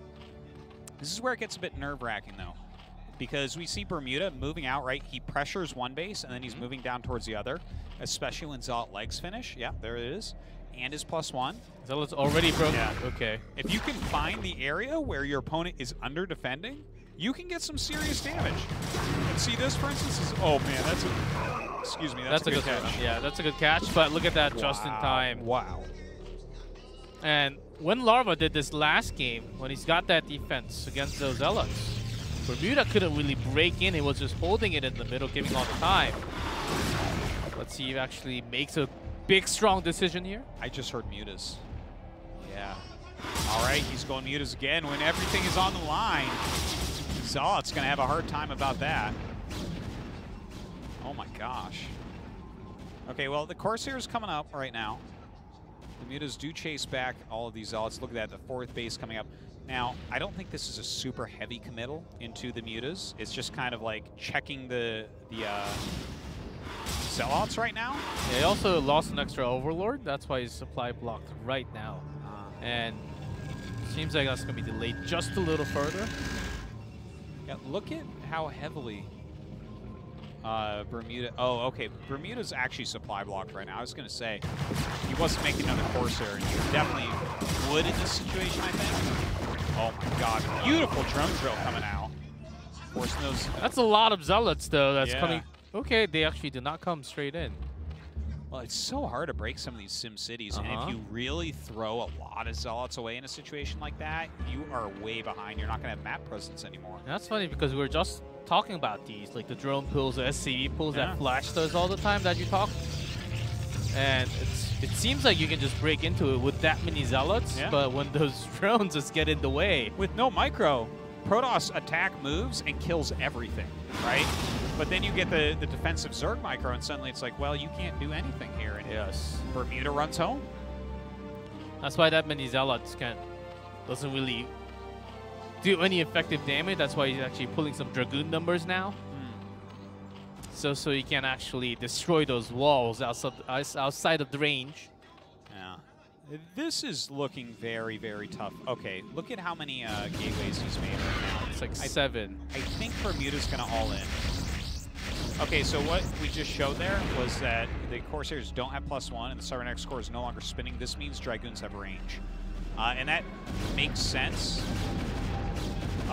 because he's got this many gates, right? I think he just doesn't want to go into the late game. I think what we're seeing right now is Bermuda saying, we are finishing this now. Yeah, exactly, because he lost against this exact same one. He's trying something else. Trying to break into the wall with that range that you just mentioned. Yeah. And right after you get some wall off, Zealots are going to go straight run into those Sunkens. He's having a hard time keeping them firing. They glitch out a lot. If you have them on hold position, Zerg can glitch them. But if you right-click on something, there you go. That is the one way to kind of overcome that immediately. Now, he's still hatching mutas. He is not switching into Hydras here, and I think that is an interesting play. Like, are there enough Dragoons that these mutas are just not going to do anything? Because eventually you can hit the muta count where the Dragoons get slaughtered, but those Corsairs are really helping them. Maybe just after looking at the no upgrade onto Corsairs, but there are lots of goon numbers on the ground. There are lots of zealots, which he can try to do. Okay, he's Wow, trying that to go is to the so base low and on then probes. Oh my god, he needs to transfer some of those. Way That is too many in here. oversaturation. Yeah. Well, don't worry, it's not There's going to be nothing oversaturated for long. All right, so that is a heartbreak right there for Bermuda. It feels like his world is falling apart right now. Amount of Sunkens being made. Is he going to be able to break through? I don't think so. It takes a lot of time to go in. This many Sunkens. Okay, Zealots diving in with the goons. I mean, Zealots are pretty beefy, and those Dragoons do deal a lot of damage to Sunkens. I don't know, though. That is a lot of Protoss units. Oh my god, a lot. Yeah, a lot of damage onto both sides. Well, if you kill almost all the probes over here, Wow. which he's doing, you can lose both those bases and just have your main and natural Zerg, and you actually still win the game. Larva has his base. That was the expansion. And Bermuda just lost everything from his main. This may be it. Yeah. All right, that is that. And Larva with the comeback victory here, bringing it into Game 5 and knocking down Bermuda to that final match. Nice stare there from Larva. Not the best ceremony, but he moves on into the next round, winning this group. It was a close one, though. 3-2 over Sharp and now 3-2 over Bermuda. Highly contested group. Was that all intended? Well, For the fans. Bermuda's, for this final game, it worked out, I think. With that wall, gave no other information than how much Bermuda that he actually was making. And caught Bermuda kind of off guard in that way. Yeah, I understand why Bermuda was playing like that. Like, he was skipping splash damage. He's like, I'm just going to break you. That's the whole plan. But the Muta's killing all his probes. What can you do from there? You can't do anything. Like, what, are you going to break all the bottom bases, then break all the top bases, and the Mutas come back? No, it's never going to work out. It's just far enough so you can't just pull it back in a few seconds, where Mutas can just go all over the place. With that, Larva is actually moving into the round of 8. Yeah, happy to see a wonderful Zerg player up there. And of course, Bermuda will be playing in the decider match. And that's going to be against the winner of our next match. Sharp versus Movie. It's coming right up very soon. Indeed. We'll have an interview here in just a moment, though, with Larva. I'm going to translate it in G-Clef's voice. Yes, try that. I know you guys have dreams about our host up there, Shion, but in my voice. Isn't that the best stream that you can dream for? It's, I was watching the stream, and the VODs from the days I wasn't here, and I was quite shocked to see that everything is muted except you during these interviews. All right, take it away, G-Clef. Doesn't that just make it better? Well, Group C, let's get an interview with Larva. Congratulations. Yeah, that was a tough win once again. How do you feel? I'm actually not feeling that well today, and does feel really happy to go up, but it's not the best feeling going up 3-2. I actually caught a pretty bad cold last week, and I had a lot of schedules to go through, so still I couldn't really manage my health perfectly today.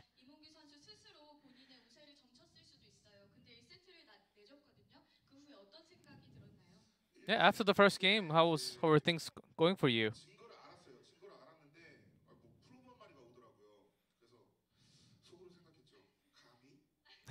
I knew that the moment that I already lost, but the probe was coming to the natural, and I was thinking, is he really going to try something that I did? Well, that didn't really come out to be the way.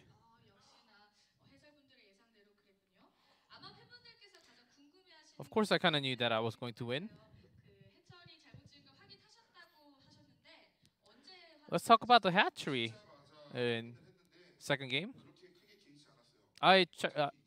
Yeah, I knew that my hatchery was not the perfect place, but it doesn't really matter because I was going to win regardless. Did you think that you had to go all in right after that moment with the Zerglings?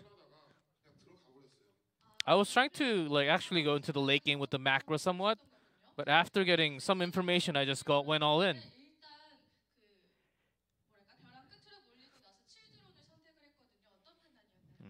And even tried the 7 drone later on. 7 pull. Well, theme for me today on stage was to be bold, have confidence as a guy here. And as an entertainer, I just tried something else, which doesn't really come out from the other players. What do you think was the key point that you had a big comeback in Game 4? Yeah, Aztec is a map where if I just go to a long game, I knew if I have a good hold, I knew that I could have a big comeback. And I think that was a mindset that I had when I was playing. If I drag this game longer, I can have a good wall and win the game. And you'll be either facing it's a Mini or Soulkey. Oh, wait. No, yeah, sorry. Soulkey. I'm crazy. Yes, you're crazy. Oh, doesn't really matter, but I will. Whoever comes out, I will defeat them and move on to the semifinals. There are lots of fans for you here. Any shout out to your fans? During my stream or even in my YouTube, I don't really talk about tournaments too much, but even though I don't really say too much about it, like a lot of fans comes down. I love their support. Thank you to my fans. And he certainly has a lot of fans, man. They were laughing at everything he was saying up there. What a charming man. Yeah, what an entertainer we have on stage. Indeed. Even though he's actually not feeling, you can tell by his voice, he's actually, like, it feels like his throat is still, or something. He's still trying to recover from his cold. Well, to be honest, all I heard of his voice was your voice, so I'm not sure. Nah. But Okay. Well, I heard it. Are you sick? Because that's if the you're only way getting the he's gonna point sound from sick. the KSL, the Korean channel, you heard his voice. Yeah. Yes. Anyways, I mean, it's great to see him go up. Mm-hmm. Excited to see who he's going to play against, Soulkey or Mini. Yeah, the first place goes against the second place of the other group, either group Yeah. A or B. I can't remember exactly on top of my head right now. Yeah. And yeah, those are the two players actually fighting for that. So, Mhm. and that's Group B, if I recall I correctly. think so, Yeah, yes. right. First group has Rain in it. Yeah. Yes. And Rain moved on. Okay. Anyways, moving on. We have another best of 5 tonight. I know Yes. that you're sitting here thinking this has been such a great amount of Brood War. I'm so Ooh. thankful for KSL. It's so wonderful to have KSL right now. But we actually have another best of 5, and this is actually the one that I thought was going to be closer, this next one. So maybe it's just going to be reverse, and it's going to be like a quick sweep. But I don't think so. Sharp versus Movie, this seems like a pretty good match. Yeah, expecting a lot from Sharp, but he's known as a player that TVP is not the best for him. We'll see what happens very soon. Yeah, to be honest, I don't know a Terran player who TVP is their best matchup, but You? maybe. I don't know. Probably not. This should be good, though. This is going to be a fun one. Don't go anywhere. We'll be back after a few minutes.